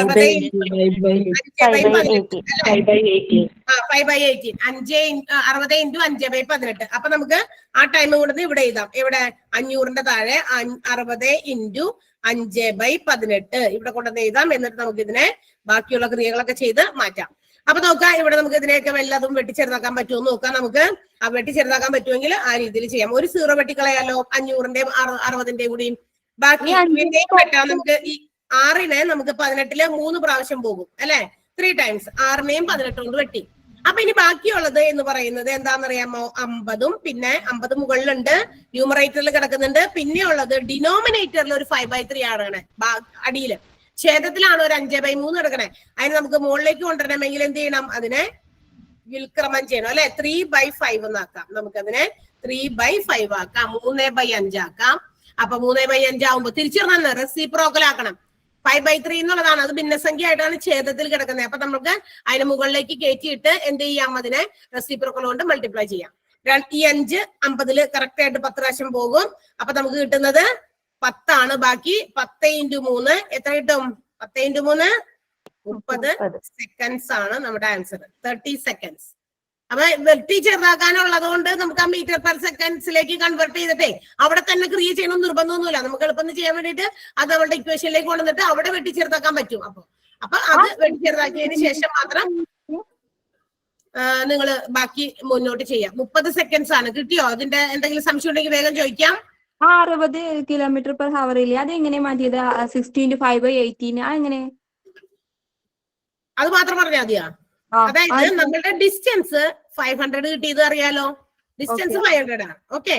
ഇനി നമ്മളുടെ ടൈം സ്പീഡ് എന്ന് പറയുന്നത് നമുക്കറിയാം. ഡിസ്റ്റൻസ് ബൈ സ്പീഡ് ആണ് ടൈം കാണാനുള്ള ഇക്വേഷൻ. ടൈമിന്റെ ഇക്വേഷൻ ഇതാണ്, D/S ആണ്. ഡിസ്റ്റൻസ് ബൈ സ്പീഡ് ആണ്. ഡിസ്റ്റൻസ് ആണ് ഞാനിപ്പോ എഴുതിയിരിക്കുന്നത് 100. ഇനി ടൈം നമുക്ക് തന്നിരിക്കുന്ന ടൈമിലെ 60 കിലോമീറ്റർ പെർ അവർ ആണ് തന്നിരിക്കുന്നത്. പക്ഷേ ഇല്ലേ, കിലോമീറ്റർ പെർ അവർ തന്നിരിക്കുന്നു. നമ്മളുടെ എന്തുകൊണ്ടാണെന്ന് അറിയാമോ? ഇവര് എന്താ പറയാ, നമ്മളോട് ചോദിച്ചിരിക്കുന്നത് എടുത്തിരിക്കുന്ന സമയം എത്രയെന്നാണ്. അപ്പൊ നമുക്ക് തന്നിരിക്കുന്ന ആൻസേഴ്സ് ഒക്കെ തന്നെ സെക്കൻഡ്സിലാണ് തന്നിരിക്കുന്നത്. എല്ലാ ഉത്തരങ്ങളും തന്നിരിക്കുന്നത് ഒന്നും കിലോമീറ്റർ പെർ അവറിലല്ല. തന്നെയല്ല, ഒരു നിർത്തിയിട്ടിരിക്കുന്ന ട്രെയിനിനെ കവർ ചെയ്ത് പോകാൻ എന്തായാലും കിലോമീറ്റർ പെർ അവറിനേക്കാളും കുറച്ച് താഴ്ന്ന യൂണിറ്റിലേക്കാണ് പോകേണ്ടത്. കാരണം ഒരു ട്രെയിനിനെ പാസ് ചെയ്ത് പോയാൽ മതിയല്ലോ. It will take only less time അല്ലെ. വളരെ കുറച്ച് സമയം ആ ഒരു ട്രെയിനിനെ കടന്നു പോകാനായിട്ട് ഒരു ട്രെയിൻ എടുക്കുള്ളൂ. അതുകൊണ്ട് തന്നെ നമ്മൾ അതിനെ ഷോർട്ടസ്റ്റ് യൂണിറ്റിലേക്ക്, അതായത് മീറ്റർ പെർ സെക്കൻഡ്സിലേക്ക് കൺവേർട്ട് ചെയ്തു. അതായത് കിലോമീറ്റർ പെർ അവറിനെ മീറ്റർ പെർ സെക്കൻഡ്സിലേക്ക് കൺവേർട്ട് ചെയ്യാൻ നമ്മൾ ചെയ്യാറുള്ള കാര്യം ഇതാണ്. 5/18 കൊണ്ട് മൾട്ടിപ്ലൈ ചെയ്താൽ മതി. കിലോമീറ്റർ പെർ അവർ തന്നിരിക്കുന്നതിന് 5/18. എങ്ങനെ 5/18 വന്നേ? കിലോമീറ്ററിലേക്ക് കൺവേർട്ട് ചെയ്യാൻ, കിലോമീറ്ററിനെ മീറ്ററിലേക്ക് കൺവേർട്ട് ചെയ്യാൻ 1000 പിന്നെ സെക്കൻഡ്സിലേക്ക് കൺവേർട്ട് ചെയ്യാൻ 60 × 60, അതായത് 3600. അപ്പൊ 1000/3600 ചെറുതാക്കിയതാണ് ഈ 5/18 എന്ന് പറയുന്നത്. ഓക്കെ. അപ്പൊ നമ്മൾ എപ്പോഴും ഈ 1000/3600 1000/3600 ചെയ്യണ്ടല്ലോ. അപ്പൊ അതിനൊരു ലോവസ്റ്റ് ടേം ഇങ്ങനെ കണ്ടുപിടിച്ച് വെച്ചേക്കണ്ട. 5/18 ചെയ്താൽ മതി കിലോമീറ്റർ പെർ അവറിനെ മീറ്റർ പെർ സെക്കൻഡ്സിലേക്ക് ആക്കാൻ. ക്ലിയർ ആയോ? 5/18 അപ്പൊ ഈ 0 60ന്റെ ഒരു 0 500ന്റെ ഒരു 0 ഞാൻ വെട്ടി. അടുത്തത് 6/18 കൃത്യമായിട്ട് 3 ടൈംസ് പോകും. അപ്പൊ ഇനി ബാക്കിയുള്ളത് ഈ 5/3 മാത്രമേ ബാക്കിയുള്ളൂ. അപ്പൊ നമ്മൾ എന്ത് ചെയ്യുന്നു? ഈ 50യുടെ അടുത്തേക്ക് ഒരു ഫ്രാക്ഷൻ കൊണ്ട് മറ്റൊരു നമ്പറിനെ നമുക്ക് ഡിവൈഡ് ചെയ്യാൻ പറ്റില്ല. അപ്പൊ അതിനെന്ത് ചെയ്യണം? ആ ഫ്രാക്ഷനെ തിരിച്ചിട്ടിട്ട് മൾട്ടിപ്ലൈ ചെയ്താൽ മതി. അതായത് 5/3 വിൽ ബിക്കം 3/5.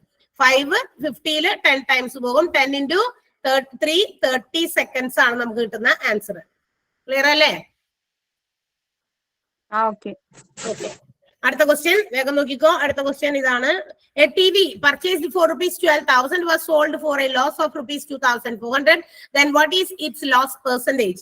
12,000 രൂപയ്ക്ക് വാങ്ങിയ ഒരു TV 2,400 രൂപ നഷ്ടത്തിന് വിൽക്കുന്നു എങ്കിൽ നഷ്ട ശതമാനം എത്ര? സിമ്പിൾ ആണ്. Answers 80%, 75, 25 and 20. 80, 75, 25, 20.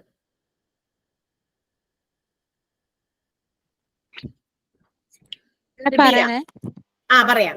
അപ്പൊ നമുക്ക് ഇവിടെ കണ്ടുപിടിക്കേണ്ടതേ ലാഭശതമാനം ആയിക്കോട്ടെ നഷ്ടശതമാനം ആയിക്കോട്ടെ എല്ലാം വാങ്ങിയ വിലയിലാണ്, കോസ്റ്റ് പ്രൈസിലാണ് നമ്മൾ പെർസെന്റേജ് കാൽക്കുലേറ്റ് ചെയ്യേണ്ടത്. വാങ്ങുന്ന വിലയിലാണ് നമ്മൾ ലാഭമായാലും നഷ്ടമായാലും ഒക്കെ ശതമാനം കാണേണ്ടത്. ഇവിടെ വാങ്ങിയ വില തന്നെയാ തന്നേക്കണേ. ഒരാള് 12,000 രൂപയ്ക്ക് ഒരു TV വാങ്ങിച്ചു.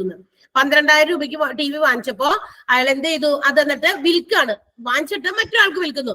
പക്ഷെ ആ വിൽക്കുന്നത് 2,400 രൂപ നഷ്ടത്തിനാണ് വിൽക്കുന്നത്. നഷ്ടത്തിന്റെ ശതമാനം കണ്ടുപിടിക്കാൻ, അതായത് 2,400 രൂപ കുറച്ച് വിറ്റു എന്ന് വെച്ചാൽ 12,000 രൂപയ്ക്ക് വാങ്ങിച്ച സാധനം 2,400 രൂപ കുറച്ച് വിൽക്കണമെങ്കിൽ എത്ര രൂപയ്ക്ക് വിറ്റുണ്ടാകും?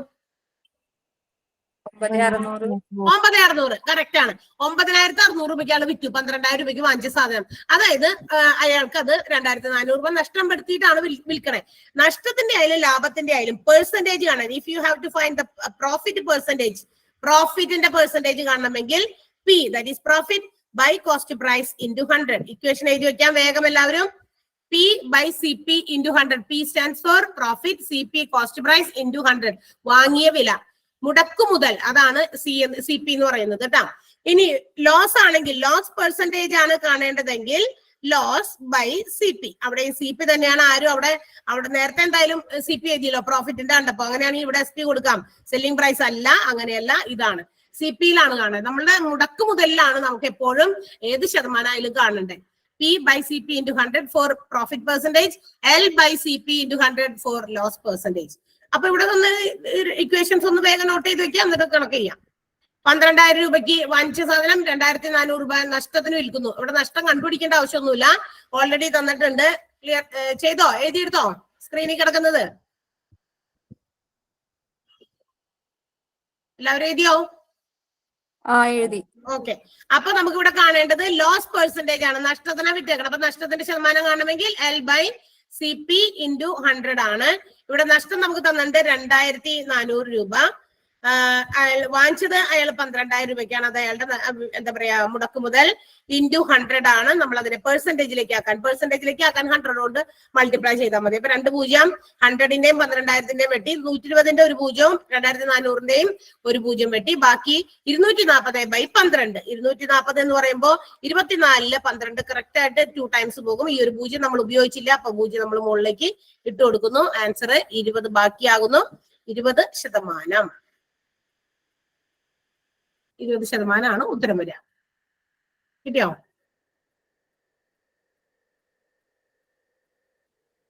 കിട്ടിയിട്ടുണ്ടാവും വിചാരിക്കുന്നു. അടുത്ത ക്വസ്റ്റ്യനിലേക്ക് പോകാം കേട്ടോ. ഈ പ്രോഫിറ്റ് പെർസെന്റേജ് പറഞ്ഞല്ലേ, അതിന് P divide by CP into 100 അല്ല. അതിന് P എന്ന് പറഞ്ഞിട്ടുണ്ടെങ്കിൽ വാങ്ങിയ വില കോസ്റ്റ് പ്രൈസ്. P എന്ന് പറഞ്ഞ പ്രോഫിറ്റ് CP ആണ് വാങ്ങിയ വില. CP വാങ്ങിയ വില. P അപ്പൊ എത്ര രൂപയ്ക്ക് പ്രോഫിറ്റിന് വിറ്റ് എന്നുള്ളതാ P യിലെ. അവിടെ വരുമ്പോ വിൽക്കുകയാണെങ്കിൽ ആ ഇക്വേഷൻ വെച്ച് ചെയ്യണം. അതെ. അപ്പൊ എത്ര രൂപ പ്രോഫിറ്റിനാണ് വിറ്റത്? അപ്പൊ P അതാവൂല എമൗണ്ട്. എത്ര രൂപ പ്രോഫിറ്റിനാണ് വിറ്റത്? ചിലപ്പോ പ്രോഫിറ്റ് ഡയറക്ട്ലി തന്നിട്ടുണ്ടാവും ക്വസ്റ്റ്യൻ, അല്ലെങ്കിൽ നമ്മൾക്ക് തന്നേക്കണ വാങ്ങിയ വിലയും എന്താ പറയാ വിറ്റ വിലയും തമ്മിൽ മൈനസ് ചെയ്താൽ നമുക്ക് പ്രോഫിറ്റ് കിട്ടും. പ്രോഫിറ്റോ ലോസോ എന്താണോ കണ്ടുപിടിക്കുന്നതെന്ന് വെച്ചാൽ അത് കിട്ടും. അത് കിട്ടിക്കഴിഞ്ഞിട്ട് ശതമാനം കാണണം. അപ്പൊ ശതമാനം കാണുമ്പോ ആ P-യുടെ സ്ഥാനത്ത് പ്രോഫിറ്റിന്റെ സ്ഥാനത്ത് ആ വില കൊടുക്കണം. അടുത്ത ക്വസ്റ്റ്യൻ 1/8 plus 1/9 minus 1/5. അതിന്റെ ആൻസർ എന്താണെന്നാണ്. 1/8 plus 1/9 minus 1/5. 13/360, 360/13, 157/360, 360/157.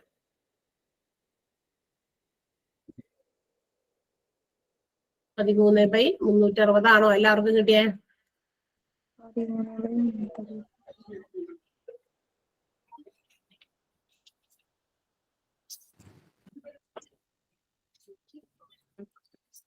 കിട്ടിയില്ല? ഇല്ല. ഇത് സിമ്പിൾ ആണ്. നോക്കിയേ, 13/360 ആണ്. ശരിയാണ്. ഒന്നുകിൽ ക്രോസ് മൾട്ടിപ്ലൈ ചെയ്യാം. പക്ഷെ മൾട്ടിപ്ലൈ ചെയ്യുമ്പോ ഓർക്കുക 2 വെച്ച്, അതായത് പ്ലസ് ചെയ്യാനുള്ളതാ. ഇത് രണ്ടും പ്ലസ് ചെയ്യാനുള്ളതാ അല്ലെ. 1/8 plus 1/9 പ്ലസ് ചെയ്യാനുള്ളതാ. മറ്റേത് മൈനസ് ചെയ്യാം. കിട്ടിയ ആൻസറിൽ നിന്ന് അത് മൈനസും ചെയ്യണം.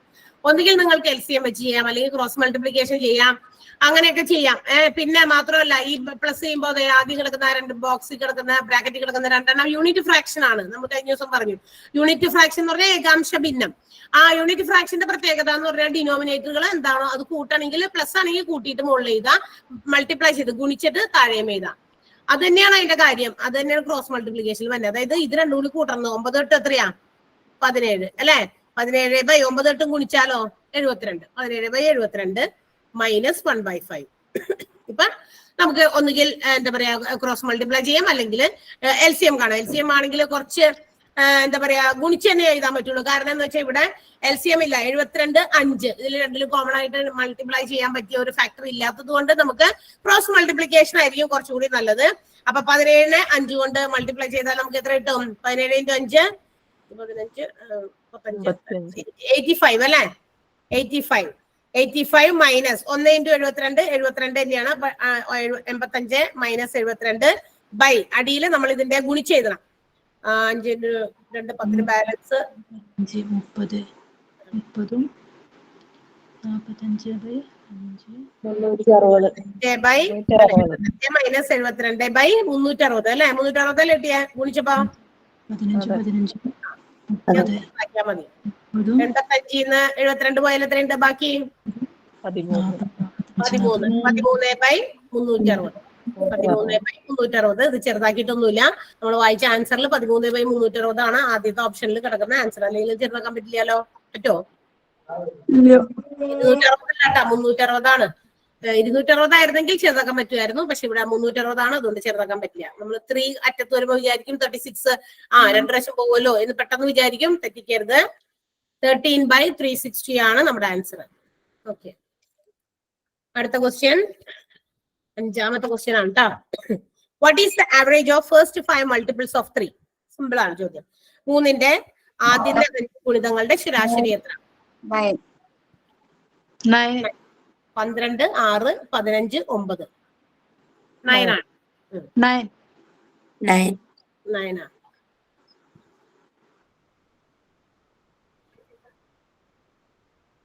മൂന്നിന്റെ മൾട്ടിപ്പിൾസ് ആദ്യത്തെ കുറച്ച് സംഖ്യകളുടെ ഒറ്റ സംഖ്യകളൊക്കെ തരുമ്പോ ഗുണിതങ്ങൾ തരുമ്പോ അതിന്റെ ഒക്കെ ആവറേജ് കാണാനായിട്ട് നടുക്കത്തെ സംഖ്യ എടുത്താൽ മതി. ആ തുടർച്ചയായ 5 സംഖ്യ എന്ന് പറയുമ്പോൾ 3 1 3 3 26 3 3s are 9 4 3s are 12 and miss n square അല്ലേ? n സ്ക്വയർ അല്ലേ ഇക്വേഷൻ? അത് പറഞ്ഞ n സ്ക്വയർ എന്തിന്റെയാണ്? സംഖ്യകളുടെ തുക. സംഖ്യകളുടെ തുക. ഇവിടെ ആവറേജ് ഓഫ് 3ന്റെ മൾട്ടിപ്പിൾസ് ആണ് കേട്ടാ. മൾട്ടിപ്പിൾസ്. അപ്പൊ കറക്റ്റ് മിഡിൽ വരുന്ന സംഖ്യ ആയിരിക്കും. ഓക്കെ, അല്ലെങ്കിൽ എന്താണ് ചെയ്യേണ്ടത്? ഇതെല്ലാം കൂടി കൂട്ടുക, എന്നിട്ട് എണ്ണം കൊണ്ട് ഡിവൈഡ് ചെയ്യുക. ഇതെല്ലാം കൂടി കൂട്ടിയാ 9 9 9 18 18 30 45 അല്ലെ? 45/5 ആണ്. 45/5 ചെയ്താലും നമുക്ക് കിട്ടുന്ന ആൻസർ 9 തന്നെയാണ്. ഏത് രീതിയിൽ വേണമെങ്കിലും ചെയ്യാം. ഓക്കെ, അടുത്ത ക്വസ്റ്റ്യൻ അതും സിമ്പിൾ ക്വസ്റ്റ്യൻ ആണ്. 39.4 പ്ലസ് 4 മൈനസ് 6.32 മൈനസ് 15.94 അതാണ് ക്വസ്റ്റ്യൻ. 2.114 211.4 0.2114 21.14. കൂട്ടാനുള്ളത് കൂട്ടുക, മൈനസ് ചെയ്യാനുള്ളത് വേറെ കൂട്ടുക, എന്നിട്ട് അത് തമ്മിൽ മൈനസ് ചെയ്താൽ മതി. കിട്ടിയ ആൻസേഴ്സ് തമ്മിൽ കുറച്ചാൽ മതി.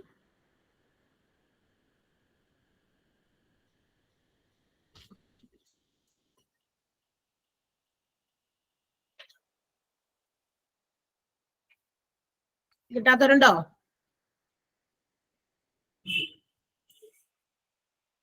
എല്ലോ? ഓക്കെ, അപ്പൊ അടുത്ത ക്വസ്റ്റ്യനിലേക്ക് പോകാം. 7ാമത്തെ ക്വസ്റ്റ്യൻ ആണ്. Sum 99 difference 49 find the numbers. തുക 99 വ്യത്യാസം 49 ആയാൽ സംഖ്യകൾ ഏവ എന്നാണ് ചോദ്യം. 7ാമത്തെ ക്വസ്റ്റ്യൻ ആണ് കേട്ടാ. തുക 99 വ്യത്യാസം 49 ആയാൽ സംഖ്യകൾ ഏവ. ഏതൊക്കെയാണ് സംഖ്യകൾ? 52 47 52 and 47 25 and 74 28 and 72 72 and 52 25 74 25 74. ഒന്ന് പറയണേ. ഓക്കെ, ഇങ്ങനെ നമ്മളോടെ ഇപ്പൊ തുകയും എന്താ പറയാ വ്യത്യാസം എന്ന് പറഞ്ഞിട്ട് തന്നിട്ടുണ്ടെങ്കിൽ, തുകയും വ്യത്യാസം എന്നൊക്കെ പറഞ്ഞ് തന്നിട്ടുണ്ടെങ്കിൽ സിമ്പിൾ ആയിട്ട് ചെയ്യാന്ന് വെച്ച് കഴിഞ്ഞാൽ എന്ത് ചെയ്താൽ മതി എന്നറിയാമോ? അതായത് തുകയും വ്യത്യാസവും തന്നിട്ട് നമ്മളോട് എന്താ പറയാ സംഖ്യകൾ കണ്ടുപിടിക്കാനായിട്ട് പറയുകയാണെങ്കിൽ സംഖ്യകൾ കണ്ടുപിടിക്കാൻ പറയാം. ഇങ്ങനെ 3 ചോദ്യം വരാം ഇങ്ങനത്തെ ഒരു ടൈപ്പ്. തുകയും തരും വ്യത്യാസം തന്നിട്ട് ഇവയിലെ എന്താ പറയാ സംഖ്യകൾ ഏതാ എന്ന് ചോദിക്കാം. ഇതിലെ വലിയ സംഖ്യ ഏതാന്ന് ചോദിക്കാം. ഈ തന്നിരിക്കുന്ന സംഖ്യകളിലെ ചെറിയ സംഖ്യ ഏതാണെന്ന് ചോദിക്കാം. ഇങ്ങനെ 3 ടൈപ്പ് ഓഫ് ക്വസ്റ്റ്യൻസ് ആണ് ഇങ്ങനത്തെ സാധനത്തിൽ നിന്ന് വരിക. സം ആൻഡ് ഡിഫറൻസ് തന്നു കഴിഞ്ഞാൽ, തുകയും വ്യത്യാസവും തന്നു കഴിഞ്ഞിട്ട് ആ 2 സംഖ്യകൾ ഏതാന്ന് ചോദിക്കാം. ആ 2 സംഖ്യകളിലെ ചെറുത് ഏതാണ്, ആ 2 സംഖ്യകളിലെ വലിയ സംഖ്യ ഏതാണ് എന്നൊക്കെയാണ് നമ്മളോട് ചോദിക്കാം. ഇവിടെ ഇപ്പൊ നമുക്ക് 2 സംഖ്യയും ചോദിച്ചത് എന്തിനാന്ന് വെച്ചാൽ നിങ്ങൾ അതിനകത്ത് ചെറുത് ഏതാന്ന് വെച്ചാൽ ചെറുത് കാണണമെങ്കിൽ അത് ചെയ്യാം, വലുത് കാണണമെങ്കിൽ അത് ചെയ്യാം. അതിന് വേണ്ടിയിട്ടാണ് ഒറ്റ ക്വസ്റ്റ്യൻ ആയിട്ട് അത് തന്നത്. അപ്പൊ ഇത് എന്ത് ചെയ്താൽ മതി എന്നറിയാമോ? വലിയ സംഖ്യ, ഈ പറയുന്ന ഗ്രൂപ്പിലെ വലിയ സംഖ്യ കാണണമെങ്കിൽ എന്ത് ചെയ്യണമെന്ന് പറയാം, നമുക്ക് തന്നേക്കണം തുകയും വ്യത്യാസവും ഇല്ലേ. അതായത് തുക എത്രയായിരുന്നു? 99. വ്യത്യാസം എത്രയായിരുന്നു? 49. ഇത് തമ്മിൽ കൂട്ടിയിട്ട് നമ്മൾ 2 കൊണ്ട് ഡിവൈഡ് ചെയ്താൽ will get the large number, വലിയ സംഖ്യ കിട്ടും. ഇനി ചെറിയ സംഖ്യയാണ് നമുക്ക് കാണേണ്ടതെങ്കിൽ ഇവയുടെ വ്യത്യാസം കാണാം. 99 49 കുറയ്ക്കുക, എന്നിട്ട് അതിനെ 2 കൊണ്ട് ഡിവൈഡ് ചെയ്യാം. അപ്പൊ നമുക്ക് ചെറുത് കാണണമെങ്കിൽ ചെറുതിന്റെ ഇക്വേഷൻ ഉപയോഗിക്കാം, വലുത് കാണണമെങ്കിൽ വലുതിന്റെ ഇക്വേഷൻ ഉപയോഗിക്കാം. 99 49 കൂടി കൂട്ടിക്കഴിഞ്ഞാൽ 148.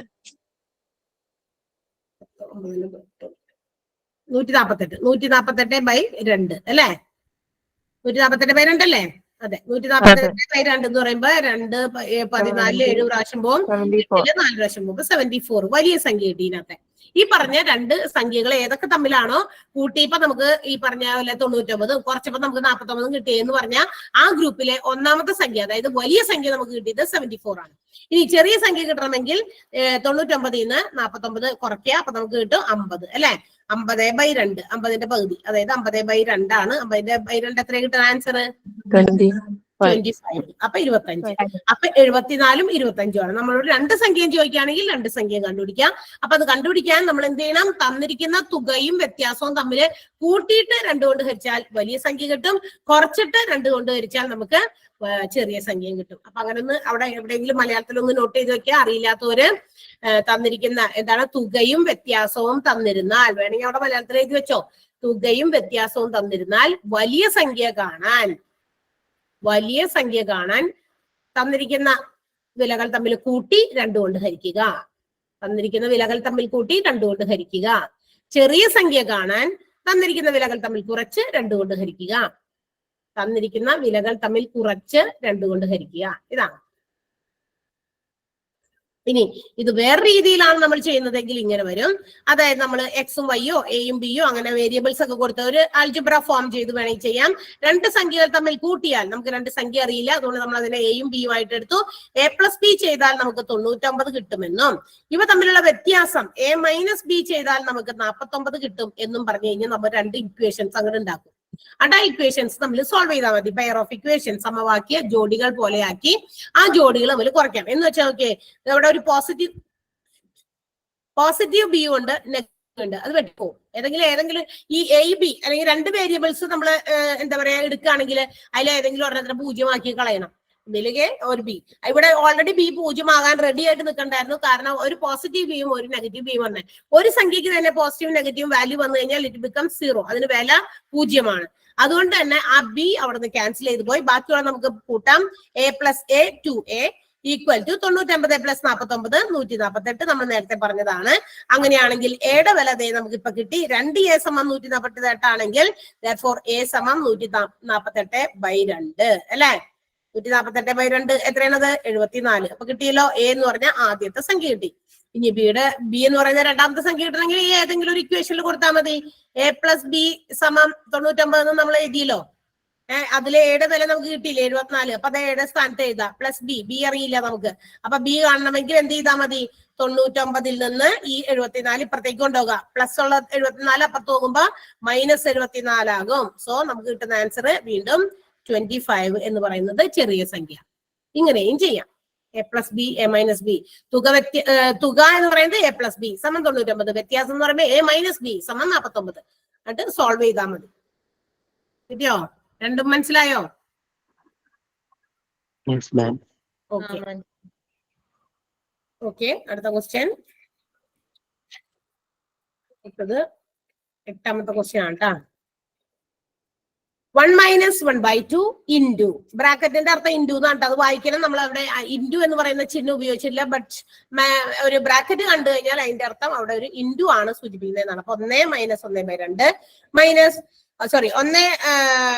1 - 1/3 ഇൻറ്റു 1 - 1/4 അങ്ങനെ അങ്ങനെ അങ്ങനെ പോയി നമുക്ക് കുറച്ച് ഗ്യാപ്പ് വന്നിട്ടുണ്ട്. അവസാനത്തെ സംഖ്യ 1 - 1/10. അതിന്റെ ആൻസർ എന്താണ്, അതിന്റെ വാല്യൂ എന്താണെന്നാണ് ചോദ്യം.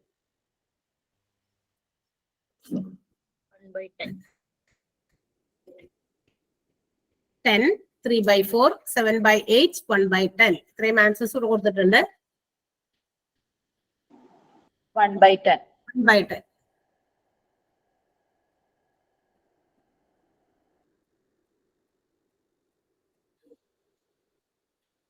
കിട്ടി എല്ലാവർക്കും? 1/10 സംശയമില്ല? ഇല്ല കിട്ടിയില്ല. കിട്ടിയില്ല? പറയാം. അതായത് 1 - 1/2. ഇവിടെ ഒരു പ്രത്യേകത ഉണ്ട് കേട്ടോ. സംഖ്യകൾക്ക് എന്തെങ്കിലും പ്രത്യേകത തോന്നുന്നുണ്ടോ നിങ്ങൾക്ക്? ഒന്നല്ലേ,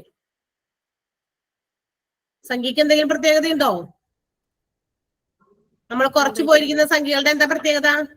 കണ്ടിന്യൂസ് ആയിട്ട് കണ്ടിന്യൂസ് 1/2 1/3. അടിയില് എല്ലാം ഒന്ന് കൂട്ടി പോയിരിക്കുകയാണ്. ബാക്കിയൊന്നും വ്യത്യാസമൊന്നുമില്ല അല്ലെ? അപ്പൊ ഇങ്ങനെ ഒരു പാറ്റേണിലാണ് നമുക്ക് തന്നിരിക്കുന്ന ഒരു ബ്രാക്കറ്റുകൾ. ഇൻറ്റു ആണ് ഉദ്ദേശിക്കണേ. ഇൻറ്റു എങ്കിലേ ഒന്നും നോക്കണ്ട, നമുക്ക് ഈ ലാസ്റ്റ് കിടക്കുന്ന ലാസ്റ്റത്തെ ആ വാല്യൂ ഏതാണോ ആ ഫ്രാക്ഷൻ എടുത്ത് അങ്ങോട്ട് ഉത്തരമായിട്ട് എഴുതിയാൽ മതി. ലാസ്റ്റത്തെ ഫ്രാക്ഷൻ എന്ന് വെച്ചാൽ അവസാനത്തെ ബ്രാക്കറ്റിൽ ലാസ്റ്റ് കിടക്കുന്ന ബ്രാക്കറ്റിനകത്ത് ആ ഫ്രാക്ഷൻ പാർട്ട് ഒന്നല്ല, ഒന്നിന്ന് ആ മൈനസ് ചെയ്ത് എഴുതേണ്ട അവസാനം ഉണ്ടല്ലേ. ഇപ്പൊ 1/25 ആകാം, 1/30, അങ്ങനെ ഏതാണോ ആ സംഖ്യ ലാസ്റ്റ് കിടക്കുന്ന ആ സംഖ്യ അങ്ങോട്ട് എടുത്ത് എഴുതിയാൽ മതി. അതാണ് ആൻസർ. ഇനി അതെങ്ങനെ കിട്ടി, അതിന്റെ ഒരു ലോജിക്ക് എന്താന്ന് വെച്ച് കഴിഞ്ഞാൽ 1 - 1/2 ഇൻറ്റു, നമുക്കൊന്ന് ചെയ്തു നോക്കാം പറഞ്ഞത് എത്രത്തോളം ശരിയാണെന്ന്. അതങ്ങോട്ട് കണ്ണടച്ച് എഴുതിക്കോ നിങ്ങൾ ആൻസർ. പക്ഷെ അതൊന്ന് മനസ്സിലാക്കി വെക്കുന്നത് നല്ലതാണ്. അപ്പൊ നമുക്ക് പോകില്ല മനസ്സിൽ നിന്ന്. അങ്ങനെ പോകുകയാണ്. ഇപ്പൊ നോക്കിയിട്ട് അവിടെ 1 വന്നോണ്ടല്ലേ അങ്ങനെ വന്നത്? 1ന്റെ പകരം വേറെ സംഖ്യ അതെ 1 വന്നതുകൊണ്ടാണ്. അതാണ് ഞാൻ പറഞ്ഞത്. ഈ പാറ്റേണിലാണെങ്കിൽ പാറ്റേണിൽ ആ ഒരു വ്യത്യാസം മാത്രമേ ഉള്ളൂ. 1 നിന്നാണ് എല്ലാം സബ്ട്രാക്ട് ചെയ്യുന്നതും, കൂടാതെ ആ ഡിനോമിനേറ്റർ മാത്രം 1 വീതം ആഡ് ചെയ്ത്, അതായത് ഒരു നാച്ചുറൽ നമ്പർ പോലെ അങ്ങനെ പോകുന്നു എന്ന് മാത്രം. അങ്ങനെയാണെങ്കിൽ 1 ആണെങ്കിൽ കേട്ടാ. ഓക്കെ, എങ്ങനെയാണെങ്കിൽ നമ്മൾ എന്ത് ചെയ്യണം എന്നറിയാമോ? ലാസ്റ്റത്തെ സംഖ്യ എടുത്ത് ചെയ്താൽ മതി. അപ്പൊ നമ്മൾ എങ്ങനെയാണ് അത് വന്നത് നോക്കിയേ. 1 - 1/2 മൈനസ് ചെയ്തു. നമ്മുടെ റിസൾട്ട് എന്താ? 1 അര പോയി കഴിഞ്ഞാൽ എത്രയാണ്? അര അല്ലെ? 1/2. ഇനി 1 1/3 കുറച്ചാൽ എന്താ? തൊട്ട് മുന്നിൽ 2 കണക്ക് മുമ്പ് ഞാൻ പറഞ്ഞിരുന്നു. ഇങ്ങനെ വരുമ്പോ നിങ്ങൾ വെറുതെ ചെയ്യാനോ ക്രോസ് മൾട്ടിപ്ലൈ ഒന്നും വേണ്ട. 3 മുകളിൽ കിടക്കുന്ന നിങ്ങൾ കുറയ്ക്കുക. 2 ആണോ? ആണ്. ഇനി ഇൻറ്റു അടുത്തത് അങ്ങനെയാണെങ്കിലോ 1 - 1/4 ആണെങ്കിലോ എന്ത് വരും? 3/4. ഇങ്ങനെ അങ്ങനെ അങ്ങോട്ട് ഫോളോ ചെയ്ത് പോയി കഴിഞ്ഞാൽ അവസാനം നമ്മൾ കിടന്നിരുന്നത് 1 - 1/10 ആയിരുന്നു. ആ 1 - 1/10 എന്താകും അങ്ങനെയാണെങ്കിൽ? 9/10 ആകും. ഇത് ഉറപ്പായല്ലോ. ഇങ്ങനെയാണ് വരണേ. ഇതിങ്ങനെ കണ്ടിന്യൂ ചെയ്തു പോകണമെങ്കിൽ. ഇനി അതെങ്ങനെ 1/10 ആകും? റിസൾട്ട് ആൻസർ നമ്മൾ കണ്ണടച്ച് എഴുതിക്കോളാൻ പറഞ്ഞു. നോക്കിയേ, ഈ 2നെ മുകളിൽ കിടക്കുന്ന 2 കൊണ്ട് വെട്ടിക്കളയാം. ഈ 3നെ ഈ 3 കൊണ്ട് വെട്ടിക്കളയാം. അടുത്തത് ഓട്ടോമാറ്റിക്കലി ഇവിടെ 4, ഇവിടെ മുകളിൽ അടുത്ത സംഖ്യയിൽ എന്ത് വരണായിരുന്നു? അവിടെ എന്ത് വരും? 4 വരും. നമ്മളത് എഴുതില്ല, റിപ്പീറ്റ് ചെയ്തില്ല. കാരണം അവിടെ 4 ആണ്, അണ്ടർസ്റ്റുഡ് ആണ്.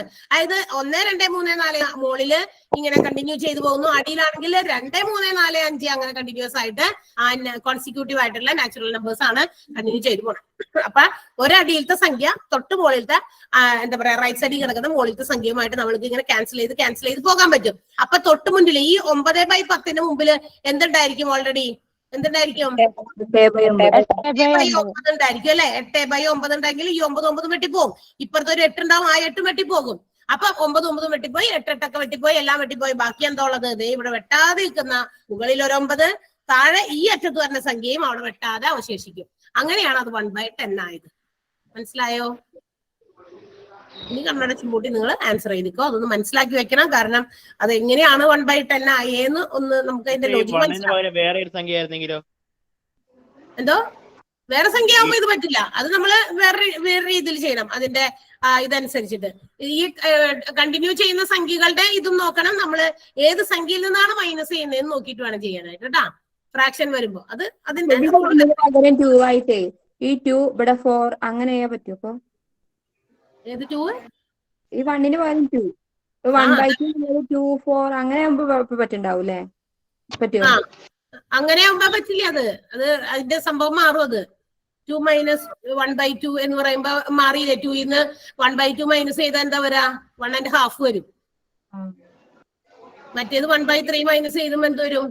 വേറെ നമ്പർ അല്ലേ വരുള്ളൂ. അങ്ങനെ വെട്ടാൻ പറ്റില്ലല്ലോ. അപ്പൊ ഒരു ഫ്രാക്ഷൻ മിക്സഡ് ഫ്രാക്ഷൻ ആയിട്ട് വരും. നമ്മൾ അതിനെ വീണ്ടും ഇംപ്രോപ്പർ ഫ്രാക്ഷൻ ആക്കി വെട്ടി ചെറുതാക്കേണ്ടി വരും.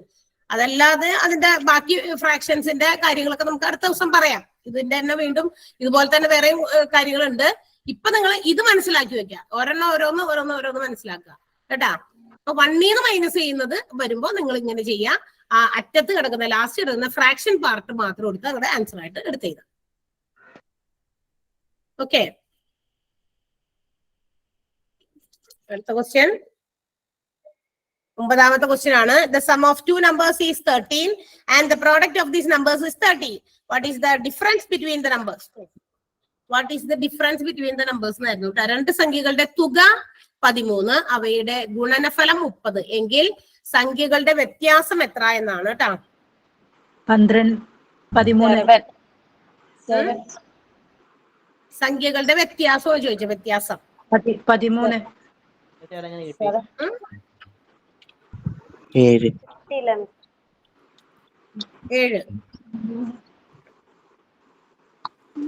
7 ആണ് മിസ്. 7 ആൻസർ കേട്ടാ.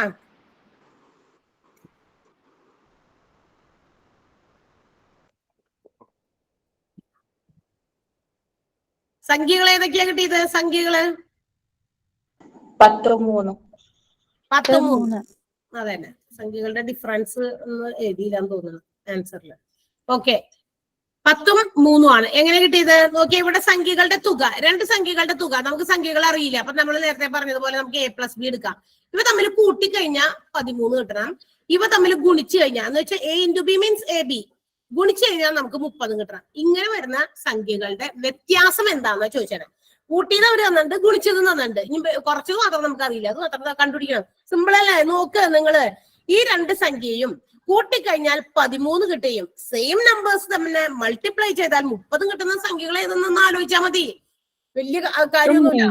30 കിട്ടുന്നത് ഏതൊക്കെ രീതിയിലാണ്? മൾട്ടിപ്ലൈ ചെയ്യുമ്പോൾ നിങ്ങൾ അങ്ങനെ ആലോചിക്കുക. ആദ്യം മൾട്ടിപ്ലിക്കേഷൻ ആലോചിച്ചാൽ മതി. അത് കഴിയുമ്പോൾ പ്ലസ് ചെയ്ത് നോക്കിയാൽ മതി. ഗുണിക്കുമ്പോ 30 കിട്ടാനുള്ള ചാൻസുകൾ ഏതൊക്കെയുണ്ട്? 10 × 3 30 അല്ലെ? 15 × 2 30.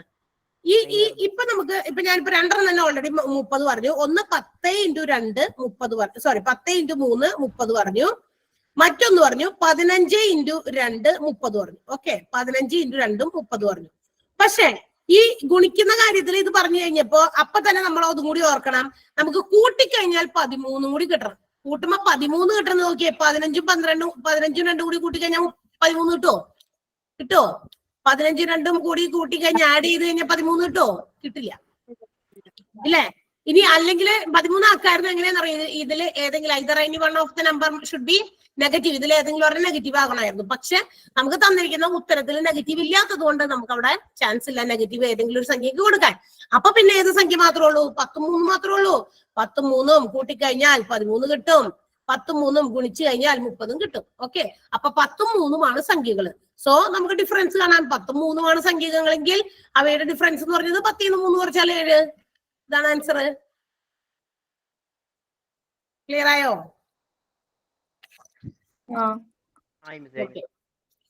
അടുത്ത question. If the time is 10:50, what is the angle measure between hour hand and minute hands? സമയം 10:50 ആകുമ്പോൾ മണിക്കൂർ സൂചിയും മിനിറ്റ് സൂചിയും തമ്മിലുള്ള കോണളവ് എത്ര? Options 15 degree, 25 degree, 30 degree, 110 degree. 25 degree. 25 degree. പറയണം. കോണളവ് കാണാൻ ഇക്വേഷൻ അറിയാമോ? 30h - 11/2 ആണ്. 30h - 11/2. 30h - 11/2 m.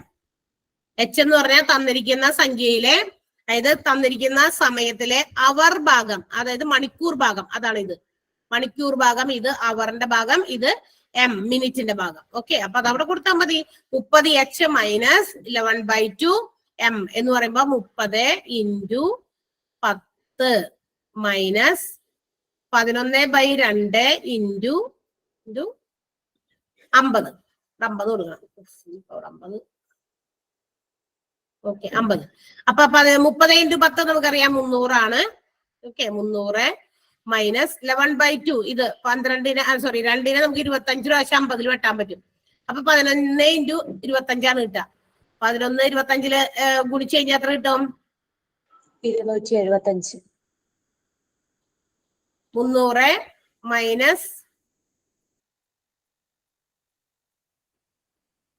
275. 300 മൈനസ് 275. അപ്പൊ നമുക്ക് കിട്ടുന്നത് 25 ഡിഗ്രി. ഇതാണ് ഉത്തരം. ഓക്കെ, ഇനി ഇത് ഇങ്ങനെ ഒരു കാര്യം കൂടി ഉണ്ട് ഇതിനകത്ത്. ഈ ക്ലോക്കില്ലേ, ക്ലോക്കിൽ നമ്മൾ ഇവിടെ ഇങ്ങനെ നോക്കുക, ഇവിടെ ഒന്ന് മെഷർ ചെയ്ത് എന്താ പറയാ, നമ്മൾ ഇങ്ങനെ ഡിജിറ്റ്സ് വരുമ്പോഴേ 12, 3, 6, 9 ഇത് ഈ കോണളവ് ഒരേ ഡിറക്ഷനിലേക്കാണ് രണ്ടും, അതായത് ഒരേ സ്ഥലത്തേക്ക് ഇങ്ങനെ പോയിന്റ് ചെയ്യുന്ന രീതിയിലാണ് നമുക്ക് തന്നിരിക്കുന്ന മിനിറ്റ് ആൻഡും ഹവർ ആൻഡും എങ്കിൽ ആ മിനിറ്റിന്റെ പകുതി എടുത്ത് എഴുതിയാലും മതി. ഓക്കെ, ഇപ്പൊ നമ്മളോട് 10:50 എന്നല്ലേ പറഞ്ഞിരുന്നേ? 10 ഇവിടെ വരും അല്ലെ? 10 എന്ന് പറയുന്നത് 10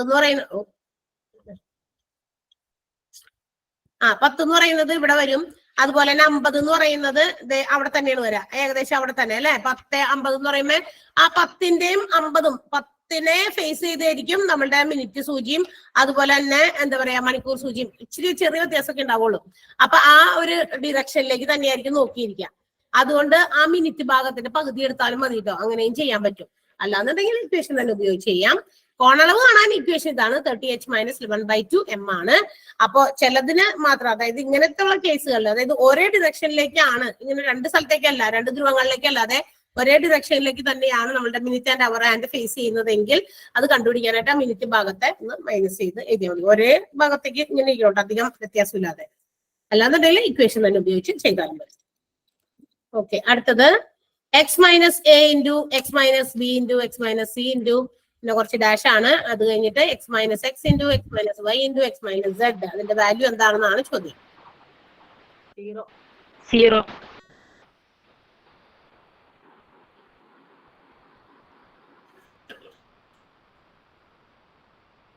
സീറോ തന്നെയാണോ എല്ലാവർക്കും കിട്ടിയേക്കണേ? 0. 0 ആണ്.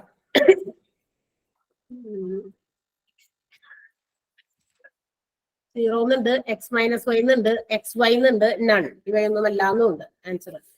അപ്പൊ 0 ആണ് അല്ലെ? 0 കിട്ടിയതറിയാലോ. ഇതിനകത്ത് ഇങ്ങനെ തരണതിനകത്ത് ഇടയ്ക്ക് നമുക്ക് കാണാതെ പോകുന്ന ഒരു രീതിയിൽ ഒരു സാധനം ഇവിടെ കിടക്കുണ്ടാവും. അത് ആ വാല തന്നെ മൈനസ് ചെയ്യുന്നതായിരിക്കും, എക്സ് മൈനസ് എക്സ്. അല്ലെങ്കിൽ ഇപ്പൊ എ ആണെങ്കിൽ എ മൈനസ് എ എന്നുണ്ടാവും. ഈ ഒരു എക്സ് മൈനസ് എക്സിനെ മാത്രം നമ്മൾ ശ്രദ്ധിക്കാതെ പോയി കഴിഞ്ഞാൽ നമ്മുടെ ഉത്തരം നമ്മൾ എടുക്കുന്ന ഓപ്ഷൻസ് തെറ്റി പോകാൻ സാധ്യതയുണ്ട്. അപ്പൊ അത് നോക്കണം. അവിടെ എക്സിൽ നിന്ന് എക്സ് മൈനസ് ഏത് വേരിയബിളിൽ നിന്നും അതേ വേരിയബിൾ തന്നെ മൈനസ് ചെയ്താൽ അതിന്റെ റിസൾട്ട് 0 ആണ്. പിന്നെ നമ്മൾ പറഞ്ഞു ഇതെല്ലാം ബ്രാക്കറ്റിനെ സൂചിപ്പിക്കുന്നതൊക്കെ എന്താണ്? ഇൻറ്റു ആണ് അല്ലെ? ഇൻറ്റു ആണ്. അപ്പൊ 0 വെച്ച് വേറെ എത്ര വലിയ സംഖ്യ നമ്മൾ മൾട്ടിപ്ലൈ ചെയ്താലും അതിന്റെ മൊത്തത്തിലുള്ള വാല്യൂ എന്ന് പറയുന്നത് എന്തിന് ഈക്വൽ ആയിരിക്കും? 0ക്ക് ഈക്വൽ 0 ആയിരിക്കും കേട്ടോ ആൻസർ വരിക. ഓക്കെ, അടുത്ത ക്വസ്റ്റ്യൻ 12ാമത്തെ question. The 18th term of an arithmetic sequence is 33 and the 33rd term is 18. What is the common difference? ഒരു സമാന്തര ശ്രേണിയുടെ 18ാം പദം 33, 33ാം പദം 18 എങ്കിൽ പൊതുവ്യത്യാസം എത്ര?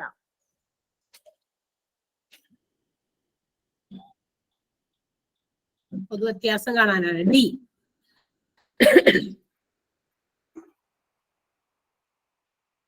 എല്ലാവർക്കും കിട്ടിയോ? ഇല്ല. ഓക്കെ, ഒരു സമാന്തര ശ്രേണിയുടെ ഏതെങ്കിലുമൊക്കെ രണ്ട് സംഖ്യകൾ തന്നിട്ട് വിചാരിക്കാം. ഒരു പൊസിഷനിലെ സമാന്തര ശ്രേണി അറിയാലോ, ഒരു നിശ്ചിത സംഖ്യ കൂട്ടി കൂട്ടി പോകുന്നതാണ്. ഇപ്പൊ ആദ്യത്തെ സംഖ്യ 2, അടുത്ത സംഖ്യ 4, അടുത്ത സംഖ്യ 6, പിന്നെ 8, അങ്ങനെ 2 എന്ന് പറയുന്ന ഒരു നിശ്ചിത സംഖ്യ, അത് പ്ലസ് 2 അല്ലെ? 2 കൂട്ടുമ്പോൾ എല്ലാം കൂട്ടി പോയിരിക്കുന്നത് കൃത്യമായിട്ട് 2 വെച്ചാണ്. അപ്പൊ നമുക്കറിയാം ഒരു സ്ഥിരസംഖ്യയാണ് അത് കൂട്ടി പോയിരിക്കുന്നത്. ആ സ്ഥിരസംഖ്യയെ നമ്മൾ വിളിക്കുന്ന പേരാണ് കോമൺ ഡിഫറൻസ്, അല്ലെ? പൊതുവ്യത്യാസം എന്ന് വിളിക്കും. ഈ പൊതുവ്യത്യാസമാണ് കണ്ടുപിടിക്കേണ്ടത്. ഇവിടെ ഇങ്ങനെ തുടർന്ന് പോകുന്ന ഒരു സമാന്തര ശ്രേണിയിലെ കുറെ പദങ്ങളും തന്നിട്ടില്ല.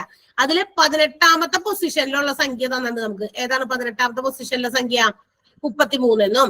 പിന്നെയും അങ്ങോട്ട് പോയി 33ാമത്തെ എന്താ പറയാ സ്ഥാനത്ത് കിടക്കുന്ന സംഖ്യയുടെ വിലയും നമുക്ക് തന്നിട്ടുണ്ട്. എത്ര? 18 എന്നും തന്നിട്ടുണ്ട്. അങ്ങനെയാണെങ്കിൽ നമ്മളോട് എത്ര വീതമാണ് അതിങ്ങനെ കൂട്ടി പോയിരിക്കുന്നതെന്ന് ചോദിച്ചേക്കാണ്. അതാണ് പൊതുവ്യത്യാസം. എത്ര വീതമാണ് കൂട്ടിപ്പോയിരിക്കുന്നത്? കൂട്ടി പോകുന്നതിനെയാണ് നമ്മൾ പൊതുവ്യത്യാസം എന്ന് വിളിക്കുക. ഇത് കൂട്ടി തന്നെ പോകണമെന്ന് നിർബന്ധവുമില്ല. കുറച്ച് പോവുകയും ചെയ്യാം. സ്ഥിരസംഖ്യ തന്നെ ആയിരിക്കണം എന്ന് മാത്രം. ഒരു കോമൺ നമ്പർ തന്നെ ആയിരിക്കണം. ഒന്നുകിൽ മൈനസ് ചെയ്ത് പോയിട്ടുണ്ടാവുക, അല്ലെങ്കിൽ ആഡ് ചെയ്ത് പോയിട്ടുണ്ടാവുക. ഈ പാറ്റേൺ കണ്ടിട്ട് നിങ്ങൾക്ക് എന്ത് ചെയ്ത് പോയിരിക്കുന്നതെന്നായിരിക്കും മനസ്സിലാക്കാൻ പറ്റുക? കുറഞ്ഞു പോയിരിക്കുന്നു. കുറഞ്ഞു പോയിരിക്കുന്നു. 33 ആണ് നമുക്ക് 18ാമത്തെ ടേം കിടക്കണേ. 18ാമത്തെ പദമായി തന്നിരിക്കുന്നത് 33, 33ാമത്തെ പദമായി തന്നിരിക്കുന്നത് 18. നമുക്ക് കുറഞ്ഞു പോയിരിക്കുകയാണെന്ന് മനസ്സിലായിട്ടുണ്ട്. ഓക്കെ, വെറുതെ മനസ്സിലാക്കാൻ വേണ്ടി പറഞ്ഞതാണ്. ഇങ്ങനെ തരുന്ന ഒരു സമാന്തര ശ്രേണിയിലെ വ്യത്യസ്ത പൊസിഷനിൽ കിടക്കുന്ന സംഖ്യകളിൽ തന്നിട്ട് നമ്മളോട് കോമൺ ഡിഫറൻസ് കാണാൻ പറഞ്ഞു കഴിഞ്ഞാൽ എന്ത് ചെയ്താൽ മതി എന്നറിയാമോ? Difference in the values divided by difference in position ചെയ്താൽ മതി. അതായത് സംഖ്യകളുടെ വ്യത്യാസം, അവിടെ നമുക്ക് തന്നിരിക്കുന്ന സംഖ്യകളുടെ വ്യത്യാസമാണ് കേട്ടോ. സംഖ്യകളുടെ വ്യത്യാസം ഡിവൈഡഡ് ബൈ സ്ഥാനങ്ങളുടെ വ്യത്യാസം. സ്ഥാനങ്ങൾ തമ്മിലുള്ള വ്യത്യാസവും നമുക്ക് തന്നിരിക്കുന്ന ഇതിന്റെ വിലകൾ തമ്മിലുള്ള വ്യത്യാസവും കണ്ടുപിടിച്ചിട്ട് അത് ഡിവൈഡ് ചെയ്താൽ മതി. അപ്പൊ സംഖ്യകൾ ഏതൊക്കെയാ തന്നേക്കണേ? 18ാമത്തെ സ്ഥാനത്ത് കിടക്കുന്നത് 33 മൈനസ് 33ാമത്തെ സ്ഥാനത്ത് കിടക്കുന്നത് 18. അപ്പൊ സംഖ്യകളുടെ വ്യത്യാസമായി ബൈ സ്ഥാനങ്ങളുടെ വ്യത്യാസം. സ്ഥാനം എത്രയൊക്കെയാണ്? ഏതൊക്കെ സ്ഥാനം തന്നേക്കണേ? 33 എത്രാമത്തെ സ്ഥാനത്താ? സ്ഥാനം മാറിപ്പോവരുതാ, അപ്പൊ തെറ്റിപ്പോവും. 18ാമത്തെ സ്ഥാനത്താണ് 33 കിടക്കണേ. കണ്ടല്ലോ? അപ്പൊ 33ന്റെ അടിയിൽ തന്നെയാണ് ഞാൻ 18 എഴുതിയത്. മൈനസ് 33ത്തെ സ്ഥാനത്താണ് നമുക്ക് 18 കിടക്കണേ. അതുകൊണ്ട് 18ന്റെ അടിയിലാണ് 33 വരണ്ടേ. നമുക്ക് കുറയ്ക്കാം. 33ന്ന് 18 കുറച്ച് കഴിഞ്ഞാൽ ബാക്കി 15. അപ്പൊ 15 ബൈ അടിയിലും അതെ. 18ന്ന് 33 കുറച്ചാലും 33ന്ന് 18 കുറച്ചാലും ഒന്ന് തന്നെയാണ് ഉത്തരം. പക്ഷെ ഒരെണ്ണം നെഗറ്റീവ് ആകും. കാരണം എന്താ? അടി കിടക്കുന്നത് നമ്മള് കുറച്ചത് ചെറിയ സംഖ്യ എന്നാ വലിയ സംഖ്യ കുറച്ച്, അല്ലെ? അപ്പൊ നമ്മൾ അവിടെ നെഗറ്റീവ് കൊടുക്കണം. അപ്പൊ എന്താണ് ഉത്തരം? -1. 15 ഒരു പ്രാവശ്യം വെട്ടിപ്പോവും. അപ്പൊ 1 1 നമ്മള് ഛേദത്തിലല്ല ഇട്ട് കൊടുക്കണ്ടേ, -1 എന്നാണ് നമ്മുടെ ആൻസർ ആയിട്ട് വരിക. അപ്പൊ 1 വീതം കുറഞ്ഞാ പോയേക്കണേ. 1 വീതം കുറഞ്ഞു പോയിട്ടാണ് അത് 33ാമത്തെ സ്ഥാനത്തെത്തി ഇപ്പൊ 18 ആയേക്കണേ. ഓക്കെ, അതിന്റെ അർത്ഥം അങ്ങനെയാണ്. അപ്പൊ ഇതാണ് കോമൺ ഡിഫറൻസ്. അപ്പൊ കോമൺ ഡിഫറൻസ് കാണാനുള്ള ഇക്വേഷൻ വെറുതെ ഒന്ന് നോട്ട് ചെയ്ത് വെച്ചോ. സംഖ്യകളുടെ വ്യത്യാസം ബൈ സ്ഥാനങ്ങളുടെ വ്യത്യാസം. സംഖ്യകളുടെ വ്യത്യാസം ബൈ സ്ഥാനങ്ങളുടെ വ്യത്യാസം. Difference in the numbers by difference in their positions. അതാണ് ഡി കാണാനുള്ള ഇക്വേഷൻ. ഒന്ന് നോട്ട് ചെയ്ത് വെക്കാം. അറിഞ്ഞു വെക്കേണ്ടതായിട്ടുള്ള എന്താ പറയാ ഇക്വേഷൻസ് ഒക്കെ നിങ്ങൾ നോട്ട് ചെയ്ത് എഴുതി വെച്ച് തന്നെ പഠിക്കാം കേട്ടോ. ഓക്കെ, 2 ക്വസ്റ്റ്യൻസ് അവിടെ ബാക്കിയുണ്ട്. നിങ്ങൾ അതൊന്ന് ചെയ്ത് ഹോംവർക്ക് ആയിട്ട് കൊണ്ടുവരാം. ഓക്കെ, അടുത്ത ദിവസം കാണാം. Bye. Thank you miss. Thank you. Thank you miss. Okay, thank you.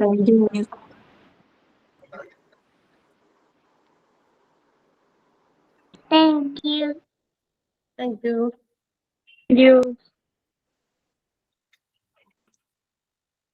Okay, by.